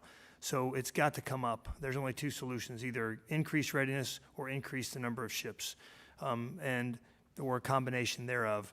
But there's a thing called the Optimized Fleet Response Plan, OFRP, that I'm committed to. I know Jim Kilby's committed to. So we are working hard to produce the number of amphibs required to produce a 3.0 ARG-MU. That is one amphibious ready group Marine Expeditionary Unit off the East Coast, one off the West Coast, and the 31st Marine Expeditionary Unit out of Okinawa, Japan, episodically deployed. Again, it's the Swiss Army knife of the Joint Force. It can do a whole lot of everything and a lot of combat. It can do humanitarian assistance, disaster relief. It can evacuate embassies, can reassure allies and partners, but it can do combat. It can knock down Houthi drones. It can take out targets in the Red Sea, and it can keep sea lanes of communication open. So we think it's a good investment. And again, it's the Swiss Army knife, but I'm committed to getting those amphibious readiness rates up, and I know Admiral Kilby is as well. Thank you. Thank you. Mr. Case. Secretary, first of all, commendation on kicking off your tenure with a listening tour. I think that's great that you get out of Washington and see what's happening out in the field, both here and internationally. On the international front, I've asked many of your colleagues that have come in here this year about the extent to which our military is now required to carry a heavier load in our relationships with other countries around the world, friends and allies, but not just friends and allies, but potential friends and allies, and the consequences really of withdrawing from some of our other instruments of national outreach, for example, USAID. And as that has happened, we obviously have some pretty nervous, and the combination of other things, tariffs or whatever, we have some pretty nervous friends and allies out there, and our mill-to-mill relationships have really carried the day in past comparable situations. I guess what I'd like to hear you talk about is, what are the opportunities from your perspective in your responsibility to expand those mill-to-mill relationships? So I'm thinking about, for example, more joint training exercises, more just people out there on the road, as you've done, meeting a little bit more with their colleagues around the world. Is that a conscious part of your planning, your policy? Thank you for the question, Congressman. Yes, I mean, in Korea, I met with the Minister of Defense and the acting president at the time. And in Japan, I met with their equivalent of the Joint Chiefs head and their Minister of Defense as well. I think we are doing a number of joint exercises, and I'll let Admiral Kilby talk about them because I think they're pretty impressive, what we've been doing in the Indo-Pacific. But I think, look, my message to the allies is the same as the President said, which is, we're your ally, but it's time for you to pay your fair share. And I think that is the basic message. And what I've seen to some extent is, in some cases, we are definitely seeing that, and in some we're seeing the reluctance in the political aspects of it. From the military side,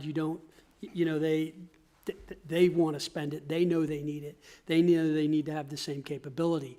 And I think, candidly, we need to attack even the manufacturing aspect of this better. I think we need to be speaking more about how do we both create our forces to make sure that if we got into a major conflict, that we can maybe depend on them to help manufacture some things as well. So I think that's a critical component. I've met with the head of the Spanish Navy, the head of the Italian Navy, and recently one of the ministers of defense from the UK came in. Thank you for that. And I think that I guess my only response to you is I think we can both have higher expectations of our allies and partners and maintain a much stronger military relationship as we all get through a little bit of change and dislocation in those relationships. I don't think it's an either or.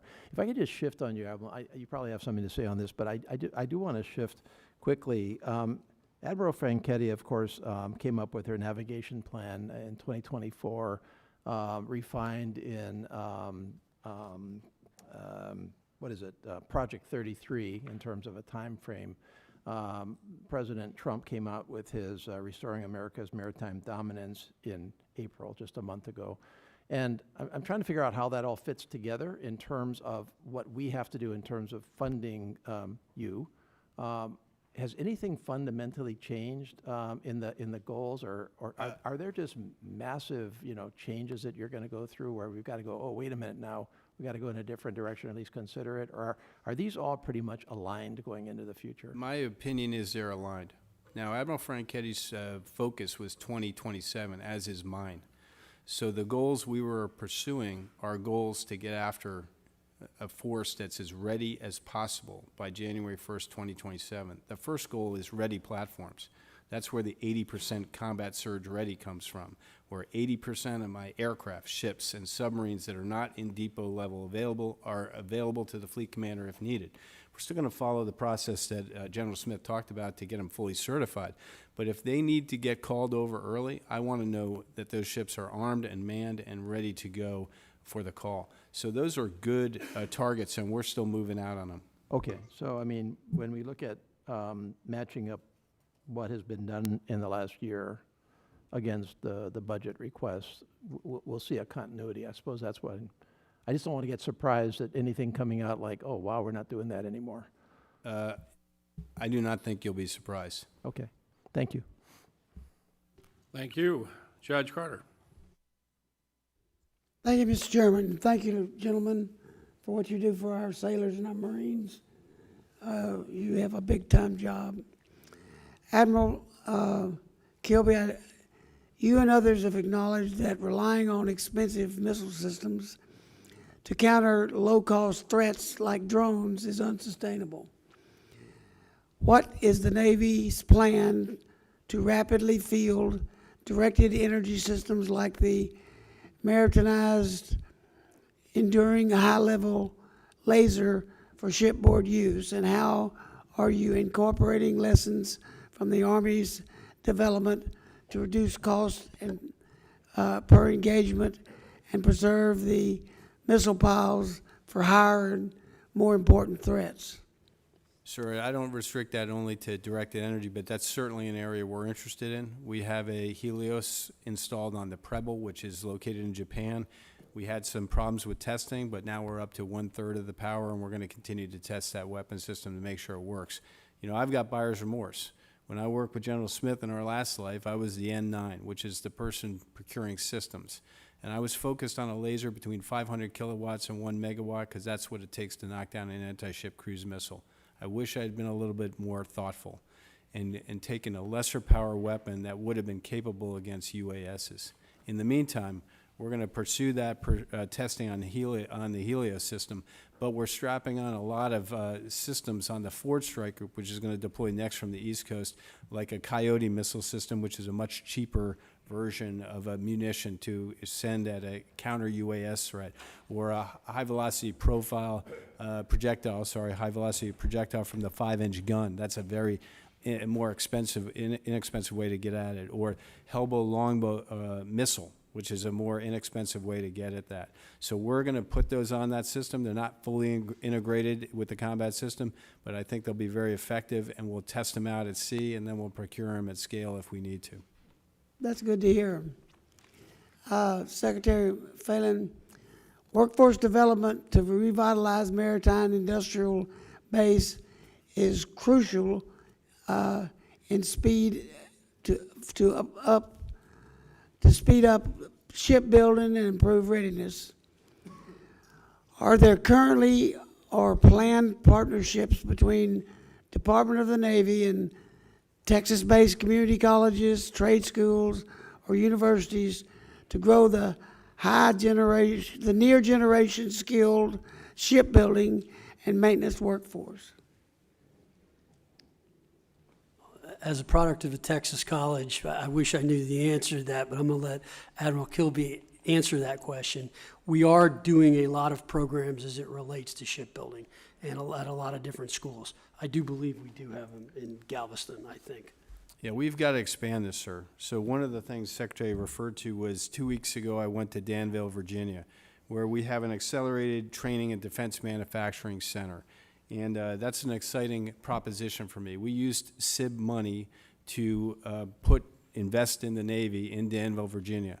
I watched five disciplines being trained, 8 hours, three sections a day, so 24/7, welders, non-destructive testers, QAs, additive manufacturing, and a thing called CNC. They had 16 CNC machines. At Norfolk Naval Shipyard, I've got 2. This part was produced in Danville, Virginia. It is a part required to fix a helo hanger door. When we went to go look at how to make that part or if it was available in the stock system, it was not. It would take 40 weeks to make this part through traditional means. Danville did it in 19 days.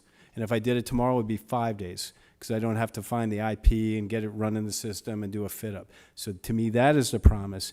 And we need to do that all over our country. Rep Captor, we talked about how this could happen in Ohio.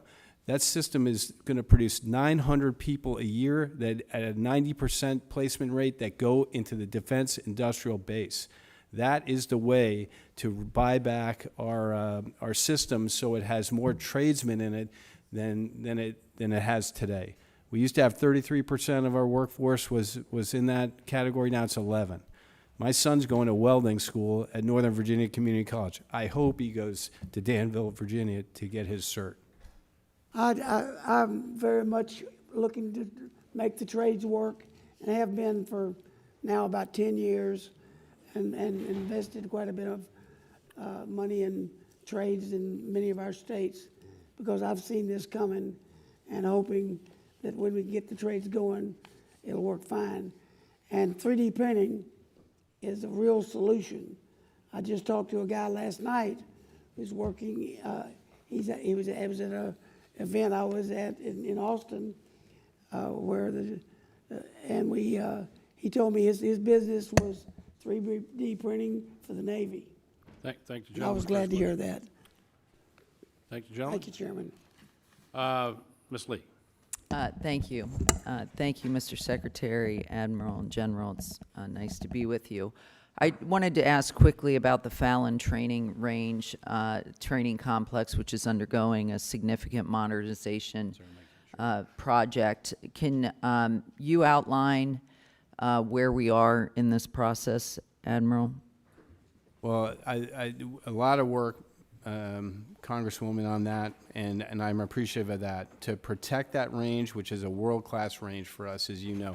Not only do all our air wings get certified in there, but we've made a significant MILCON investment in a training facility to include other communities in the Navy, the surface community as well as the aviation community, in a live virtual constructive manner. So that's one of our 7 targets, Congressman Case, as well, is to increase the ability to conduct training anywhere we want, wherever we want on our ships and our ranges. So Fallon is the centerpiece of that. Great. You spoke with our Secretary Senator Jackie Rosen during your confirmation hearing. It's my understanding that the Navy is currently working to meet the requirement to give full compensation for grazing permit holders who are being displaced. The current offered compensation, I understand, is said to be inadequate, and so have you had an opportunity to review this, and could you give an update to that, where that stands? I'm planning to go out to Fallon, I think the end of this month or very early next month, for myself to go see it. As you know, I'm trying to balance the fairness to the grazing permit holders and the American taxpayer. I think that my understanding is the bid ask, I'm going to call it, is not that wide, and we're trying to figure out how to collapse that down. I don't have an update since then, but I figured I'm going to go there and try to see if I can get that. Thank you. Appreciate that. I wanted to just touch on force structure review, as you were talking about the need to cut the bureaucracy. 56,000 acquisition personnel. We have, but at the same time, I'm hearing an incredible time compressing need to bring new capabilities, AI, directed energy, autonomous systems. Right now, you have a hiring freeze. We have a deferred resignation program. I'm just wondering, how are you managing and prioritizing who gets cut, who stays, in light of this modernization need?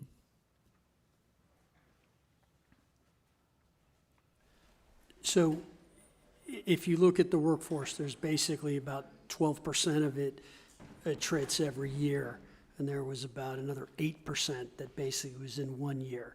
So if you look at what they've really done is they've offered up money to those, and a lot of people have taken advantage of it. Now, we've identified all those areas that are critical where we cannot lose people. And so that has not been offered to them. I think the next round is really to really make sure that we are rationalizing and making sure we're not losing key people in other areas. To me, it's just a question of, are there things that we can streamline and make it better? You talk about AI and what it can do.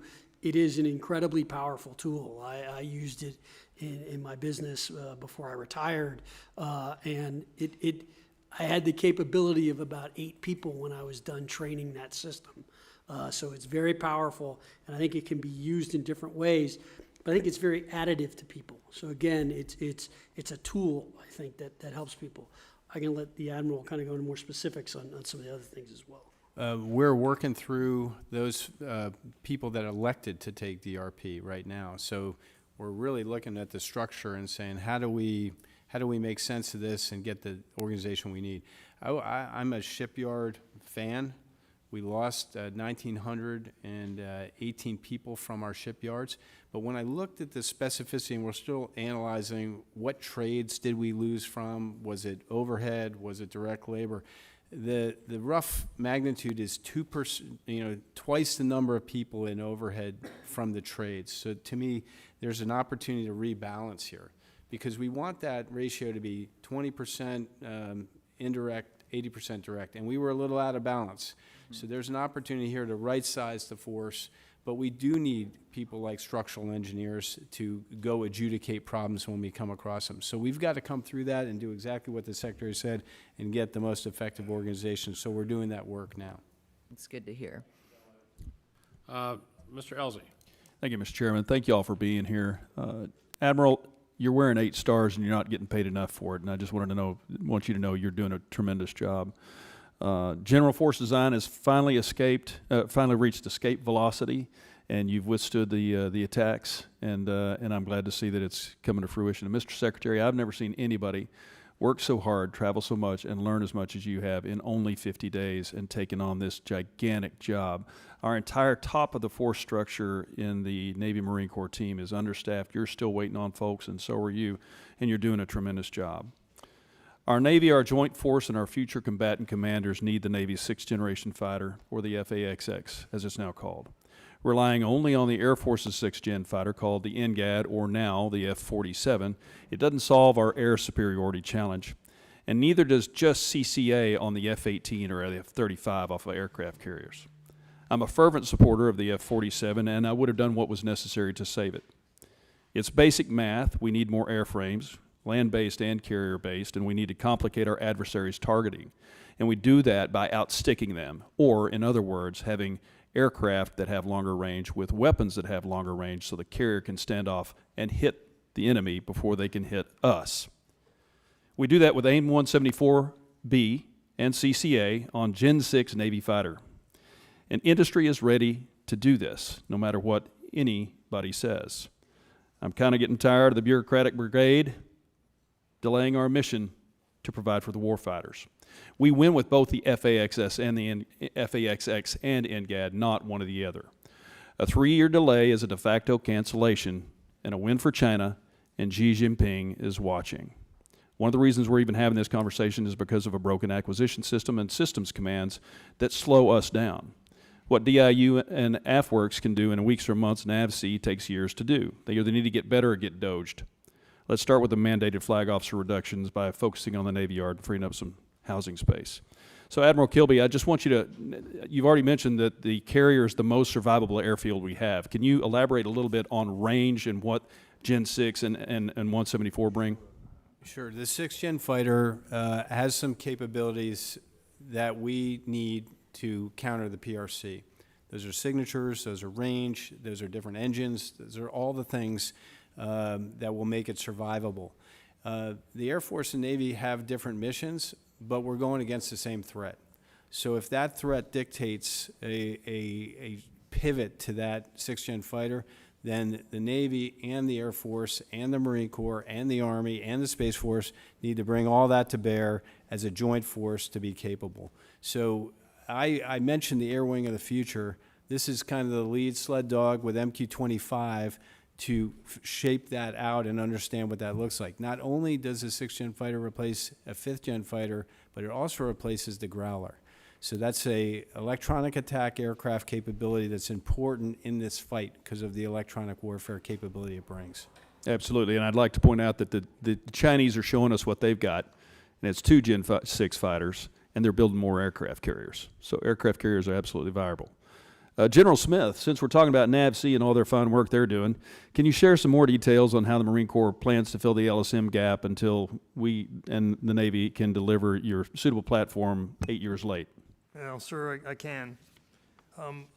What I would say is we are looking for something that we can get now, landing ship as a replicant for a landing ship medium. The landing ship medium is purpose-built. It's designed to move and be an inter-island connector. In the short term, we're looking at using LCU 2000s. We're looking at using leased stern landing vessels so we can get our TTPs, our tactics, techniques, and procedures right until we can get the LSM that's purpose-built for us. I'd like to add, we're also going to man 2 EPFs, so we have a challenge with our MSC force now. I've committed to work with MSC to have a CivMar crew on 2 EPFs that serve the Marine Corps in this role until we can cover down on this gap. Fantastic. Thank you, gentlemen. Mr. Chairman, I yield back. Thank the gentleman. Ms. Capter.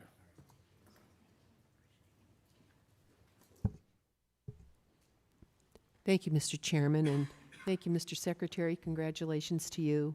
And also, Admiral Kilby and General Smith, thank you for your lifelong service to liberty. You are appreciated and all those under your command. Secretary Phelan, I think you are the first person that's ever come before this committee within the first paragraph of your formal presentation. You mentioned the term defense industrial base. In the same paragraph, you talked about the trips that you've taken, the valuable trips to the Atlantic coast and to the Pacific. Well, I come from industrial America. And when I heard defense industrial America, I thought, all right. We're not from the Gulf of America. We are Erie and Ontario, Michigan, Superior, Huron. And back in World War II, Admiral Ernest King, who served as the Commander-in-Chief of the U.S. Fleet and Chief of Naval Operations, came from a place called Lorain, Ohio. And what I didn't hear you say, and I'm doing this purposely just because I have the moment, there are shipyards in Cleveland, Monroe, Marinette, Sturgeon Bay, Toledo, in our region. And we also have the phenomenal capabilities to make steel. We almost lost it, but we've struggled to come back. And the Great Lakes are America's steel kingdom. We have all the strategic metals. We have nuclear tooling and machining because of the nuclear industry and what we do with them. We have electric welding. We make airframes, big ones. We do Mars boosters. The amount of talent this takes from people who actually do the work is extraordinary. And America left us behind. So people might describe their districts as agricultural or tourism or other skills, but we are industrial America. And we invite you to come see us sometime. Bring anyone you want. We tried to work with the Department of Defense in many ways to help in our school systems to attract younger people into some of the skills that are needed. That has been harder than the Mars booster.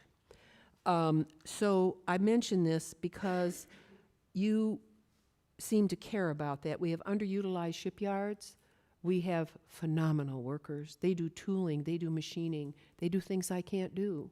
When we repair, it's hard enough to make the Abrams tank, but then when you have to repair it, that takes you to a different level. And we have people that do that. So America has a need, and I just want to put our part of America on the map. Thank you for listening to that request, and you are welcome anytime. I also wanted to ask and I don't know which of you gentlemen could answer this. Over the past year, the USS Truman has faced several incidents in the Red Sea. In December, an F-18 from the USS Truman, as you well know, was mistakenly shot down by the USS Gettysburg. And within the last 30 days, the same carrier lost 2 F-18s to the ocean within a week of each other during operations against the Houthis. What might be done to prevent further such losses and ensure the safety of our service members in that region? Ma'am, I'll take this and yield to the Secretary. There are 4 incidents, there's one other incident, there was a collision. All those incidents on Truman are under investigation right now. Accountability actions are being taken or will be taken. And when those are complete, I will come brief you. I commit to you to come brief you on those specific incidents. We are committed to learning what happened and preventing it from happening again. And so until those come out, I can't give you specifics, but I can tell you we're going to build those types of scenarios that those ships and aircraft were in and train to it when we do our composite unit training exercise, which certifies a strike group to deploy.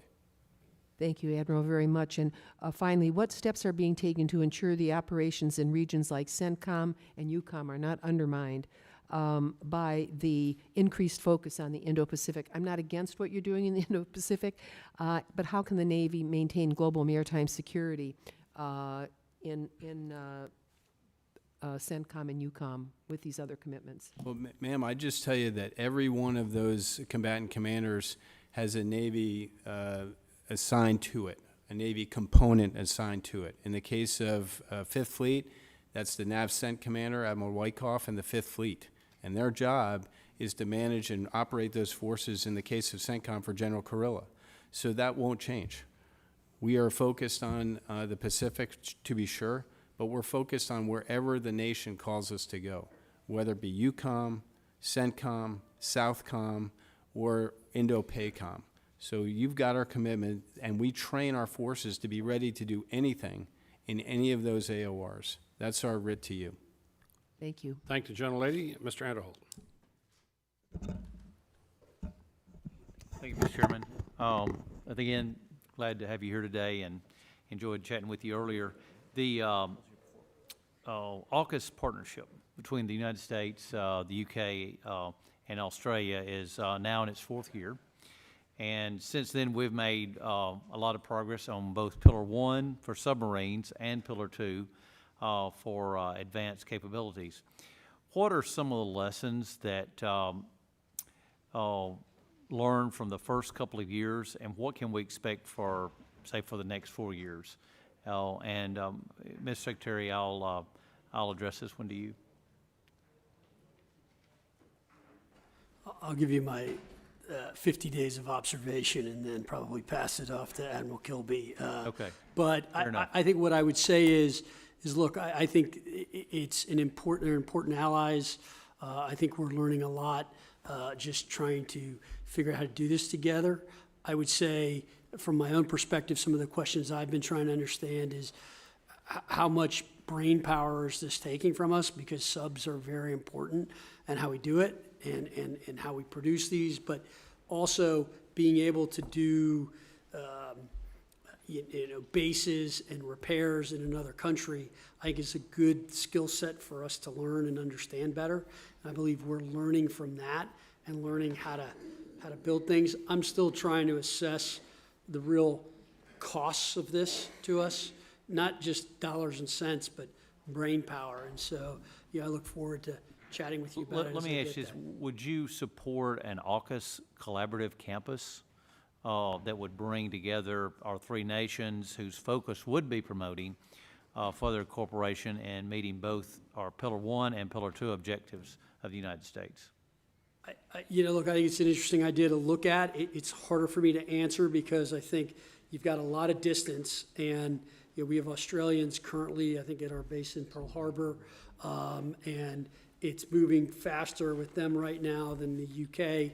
So at campus, I think I'd have to understand the concept a little better and look at it. So I think it's certainly worth looking at, but I'd like to let Admiral, you want to? Just specifics, sir. There's tech sharing we've got to work through from a lessons learned perspective.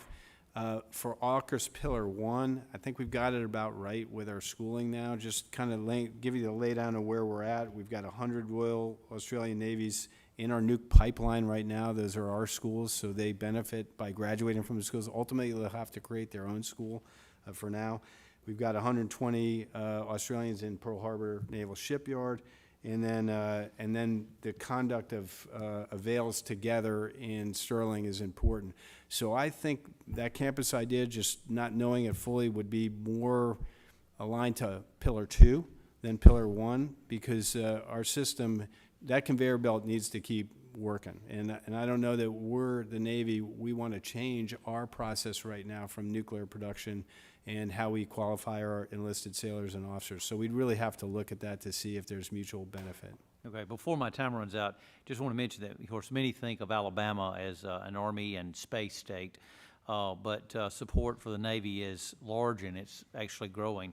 I'm especially encouraged by the recent investments that are in Mobile down on our coast to expand our nation's maritime industrial base in support of such critical missions as submarine production and AUKUS.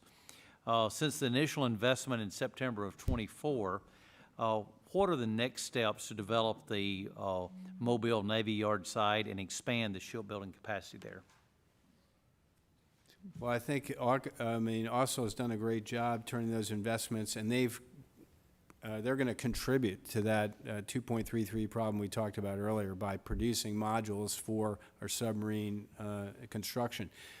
I think there's other opportunities too, sir, in the unmanned world.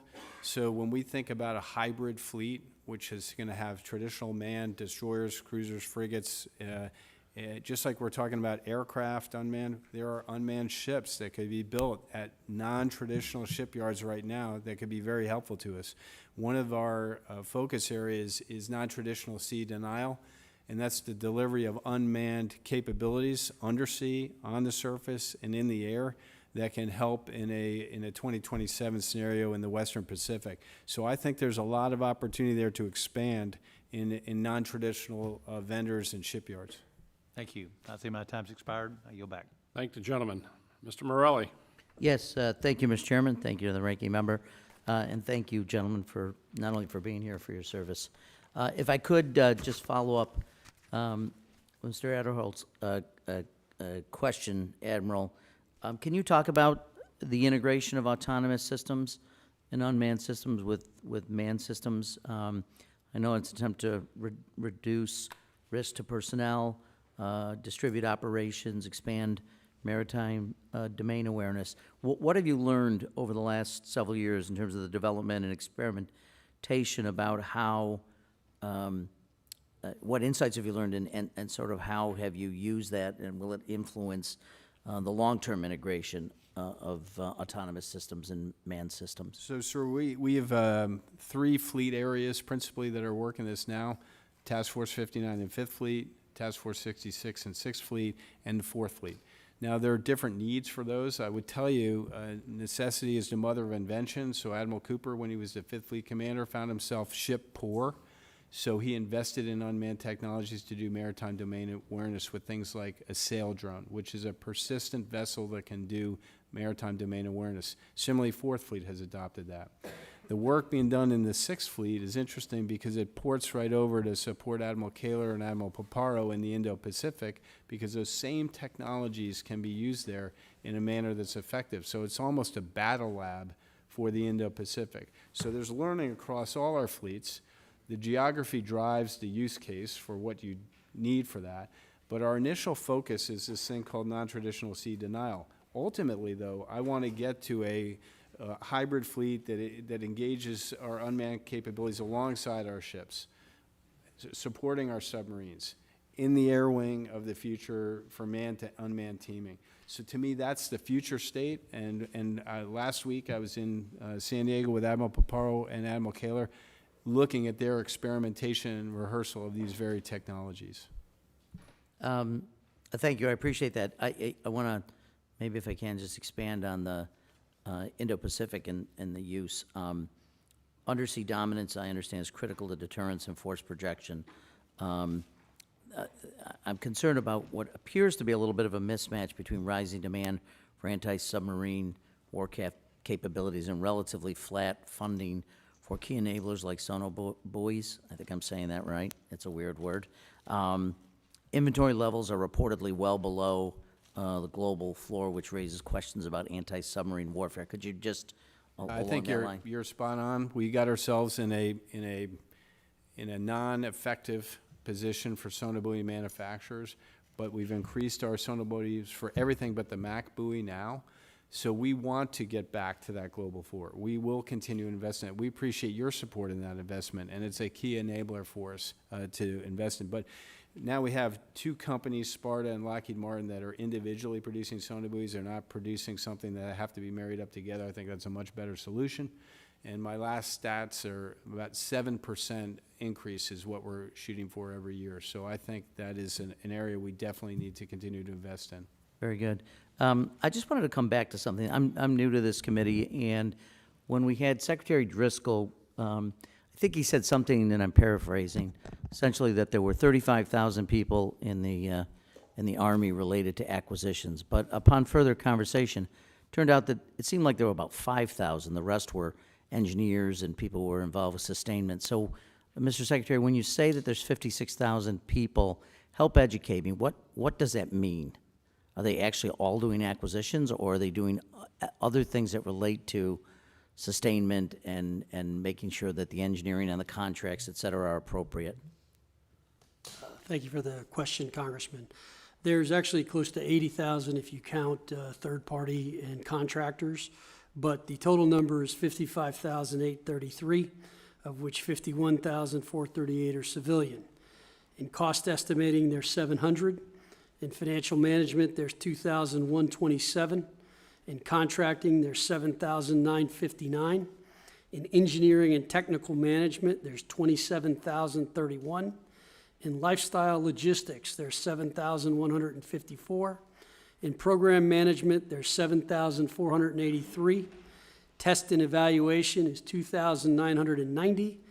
Other, which I'm still waiting for, is 389. So, and I see I'm out of time, and I apologize. Perhaps we could get just a definition of what all those areas are and what when the appropriations request comes in, how that will match up against those. Be happy to follow up with you on it. Thank you. I yield back, sir. Thank the gentleman for that answer. Mr. Fleischman. Thank you, Mr. Chairman. Gentlemen, thank you for your testimony today. Very, very helpful to me. I'm relatively new to the Defense Appropriations Subcommittee. I've chaired Energy and Water, which of course has the NNSA portfolio, so very involved with our nuclear arsenal. But a little point of privilege, Admiral Kilby, I want to thank you. Our office asked for a defense fellow, and we finally got one. And it is Lieutenant Davids, who is behind me, doing a great job, an Annapolis grad, and done a great job, a Navy aviator, but he's been so helpful to me in a lot of the conversations we've been having. So it is vicarious to you in the Navy that I say thank you for that. Yes, sir. I'm going to ask a question about the Navy's demand for tactical nuclear weapons. As Chairman of Energy and Water, I have the NNSA facility in the Y-12 security complex in my district. I'm very interested in the health and effectiveness of our nuclear capabilities. Our boomers, sir, are the survivable leg of the triad, and they will continue to be a critical deterrent to nuclear-armed adversaries. I believe non-strategic nuclear weapons are a vital complement to our credible deterrent in the Pacific. I'm a strong proponent of the nuclear sea-launched cruise missile program, and I believe it's essential that we quickly provide Indo-PACOM with flexible capability to deter adversary escalation. The ability to deploy non-strategic nuclear warheads on a fast-track submarine and perhaps eventually surface ships greatly increases our credibility. Recognizing, sir, that we are limited on our launch tubes afloat, it is only necessary to have a small number of tactical nuclear weapons to significantly complicate our adversary's decision calculus. I think given this dangerous capability gap, the emphasis should be on speed. We do not need to reinvent the wheel when we're talking about a capability we recently had in service only 15 years ago.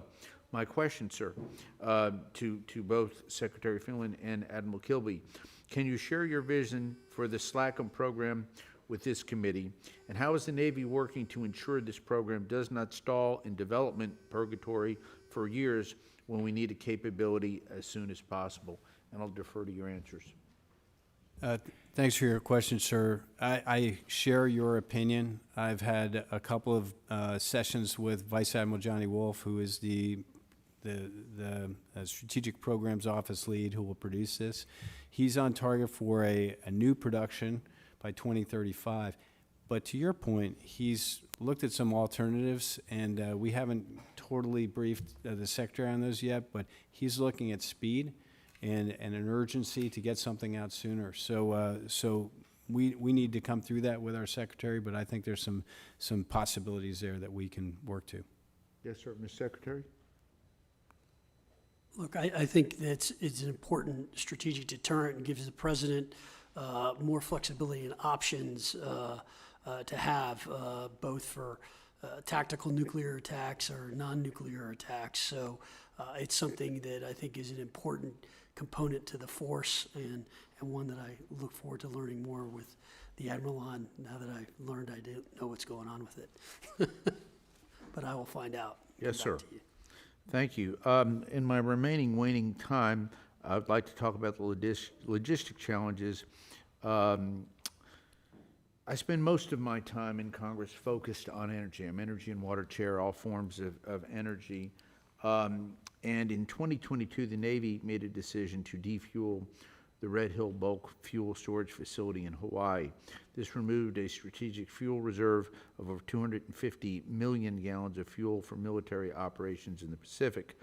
My question, for whoever would like to answer, please, is what is your assessment of the sustainability of our supply chains for both our aviation fuel and ship fuel in the context of a protracted conflict in the Pacific? What changes or investments does our Navy need to make to ensure we can adequately supply our ships and aircrafts in a protracted war? Can I take a whack at this, sir? So we need to have a distributed system. I visited Red Hill. We're committed to doing the work we've agreed to do there, and we'll continue to complete it by 2028 and all the remediation that happens there. But we need to find other sites and distribute them around the Indo-Pacific to make it hard for China, right? We don't want to make it easy for them. So those can be mobile things. They can be like tankers and super tankers. They could be fuel bladders that I've talked about with my good partner, General Smith. But there are ways to sustain ourselves in a different manner that makes it hard for the adversary to confound us. So we're committed to that. There's alternate sites we need to look at for those fuel storages in the Pacific as well. Thank you, gentlemen. I thank the gentleman. Mr. Diaz-Ballard. Thank you very much, Mr. Chairman, and thank you, gentlemen, for what you do for our country. Let me follow up on what Mr. Elzy questioned about and talked about, and whether it's fifth generation, sixth generation, manned or unmanned, because there are open reports out there saying that there could be a potential delay of fielding the aircraft needed for our carriers. Do you feel confident that that's not going to be the case, regardless of what that mix is? And you've talked about that. Are you confident that whatever decision is made, that you will be able to have the adequate platforms on our carriers with no delay for that? Or are we looking at another delay because decisions have to be made? Are you asking in general, or are you asking with respect Well, I to mean, the again, specific without program? getting it, because we're here, right? But open sources talk about how we may be looking at, having some pretty serious, 3-year delays on fielding what we may need to be fielding for our aircraft carriers. Look, I think, as I said earlier, we're still trying to sort through the appropriate force posture and the appropriate balance between manned and unmanned, and what that should look like. I don't think we can ignore swarm drone technology and where it's going to go and how fast it's going to develop and what that means and what the implications are for the force and 6th Gen and fighters. Currently, our carrier is, I think, very, very good. It's a mobile platform. It works very, very well.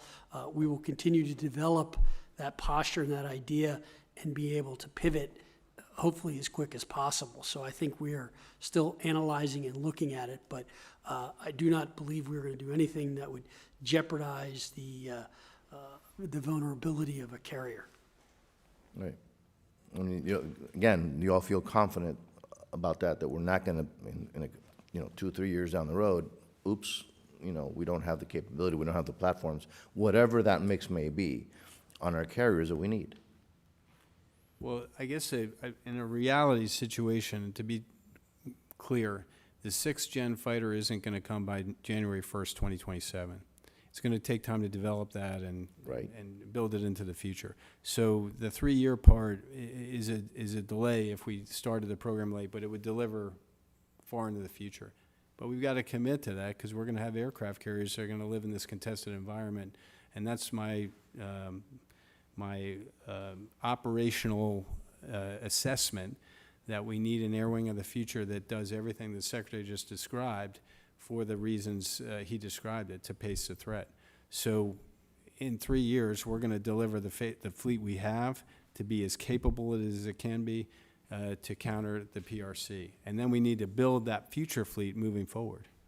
Would the gentleman from Florida yield on a budget question on Of this? course I would. Thank you. So it came out this morning that in FY '25, we appropriated $453 million. The Navy doesn't have that under contract. And now we're understanding OSD is trying to say that they don't want the $500 million in the reconciliation, they want that pulled from the bill.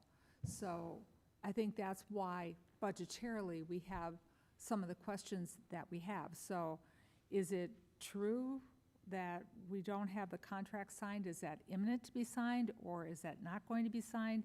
And then has OSD asked for the $500 million to come out of the reconciliation bill? Because that's in part why you're getting these questions. The budget numbers are all over the place, to be perfectly honest, and we're sitting down having meetings daily on different topics and different things. I don't have a great answer for you as it relates to it. It's a number of different programs we're going through is being debated, just like we went through with the Virginia class contract. I understand it, Mr. Secretary, but when we appropriate money, $453 million and 25 just for that, that's what that money's for.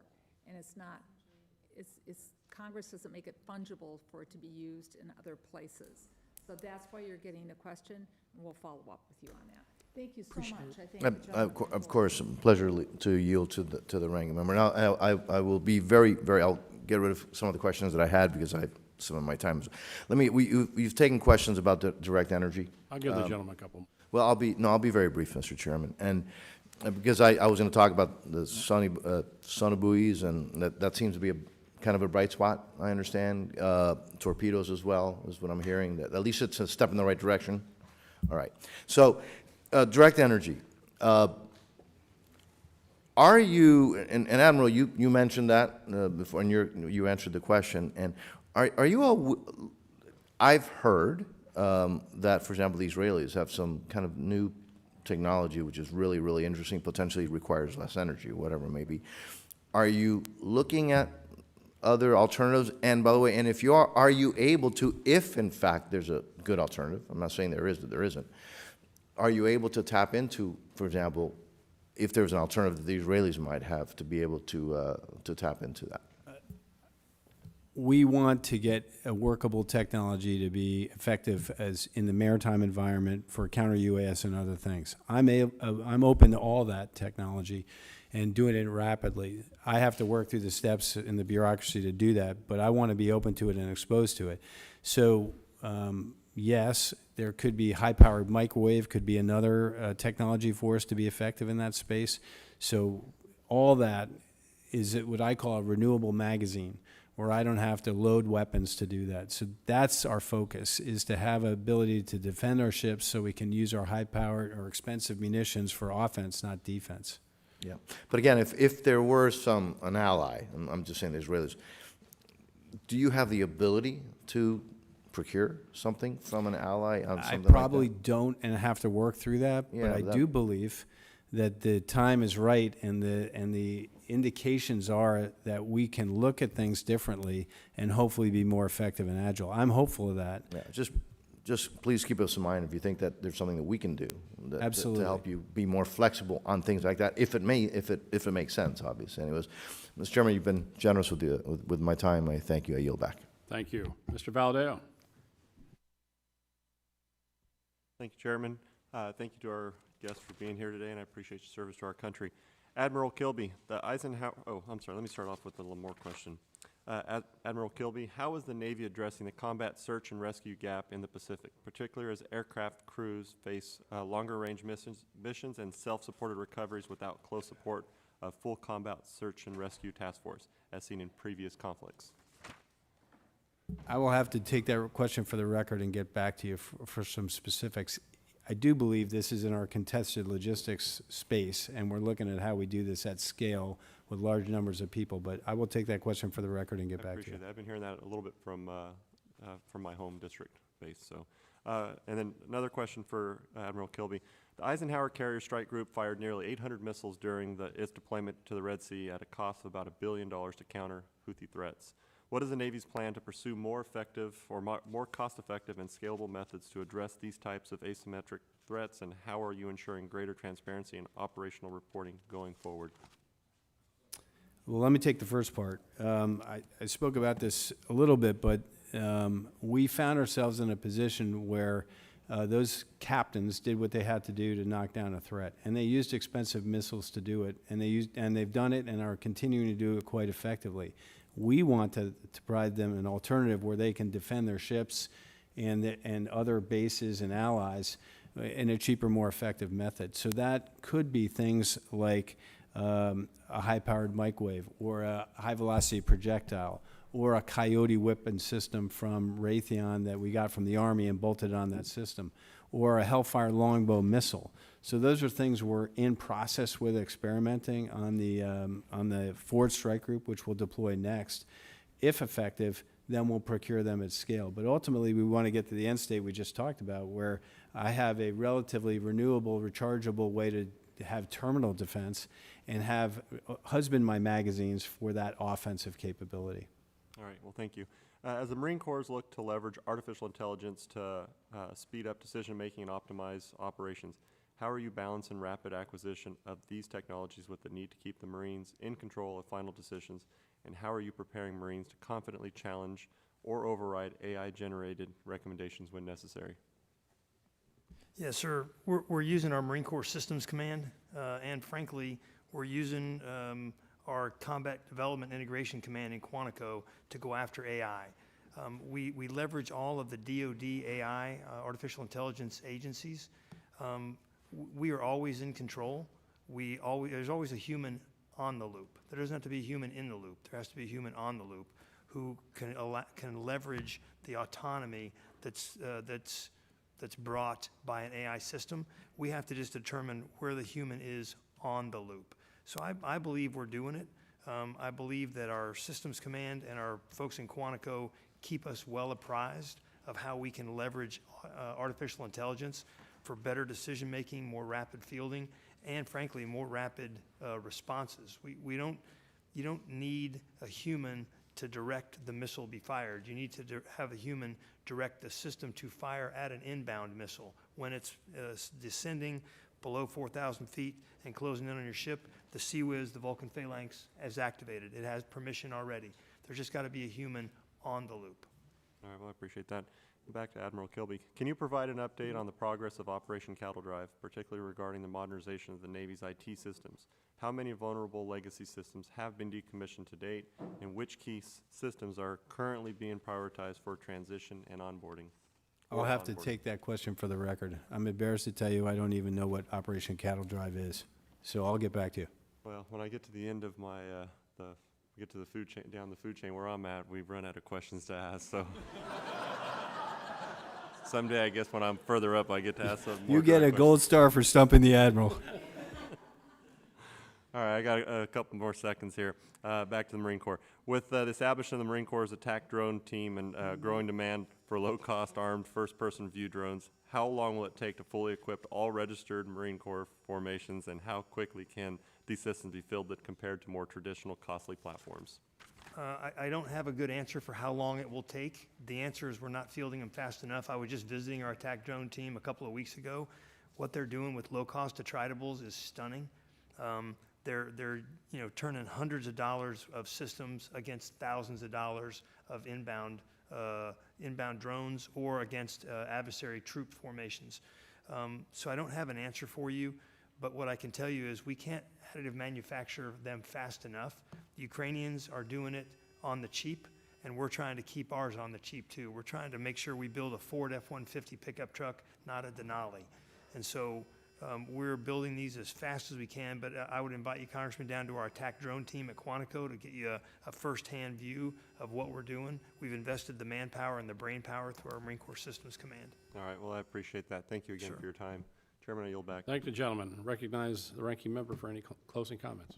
Well, I want to thank the three of you for being here today, and Mr. Secretary, A+. I know that you're very serious about getting back to us on the questions on personnel and the rest. I look forward to it. And then I'm going to submit some questions. Some of them actually have to do, are we back to calling it sea level rise rather than climate change? I'm not sure, or climate resilience. But my questions are going to focus on what's happening in the Arctic and installations, permafrost, all those things that are going to affect what you can do up there. And then the chairman and I, as you know, are very interested in what we can do as far as moving forward with doing some icebreakers.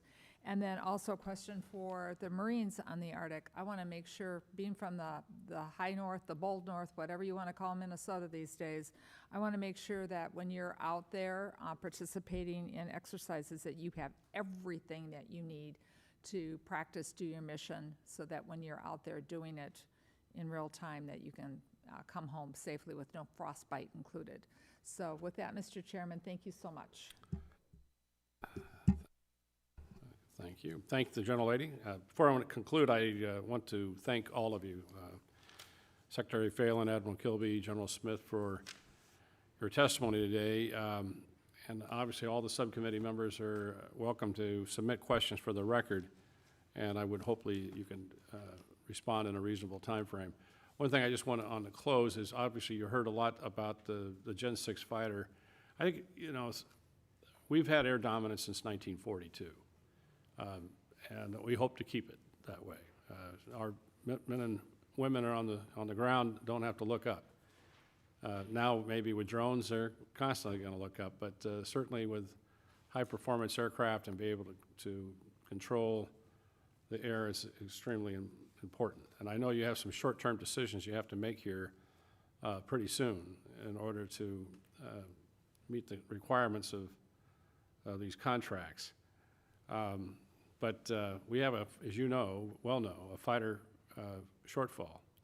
I'm not quite, we'll probably put that question for the record, how big a shortfall we have. And obviously, last couple of months, we've lost three F-18s, and that line is shutting down, as you well know. We're going to the last of the eight F-18s under construction. F-35 are not getting as many as we had hoped. And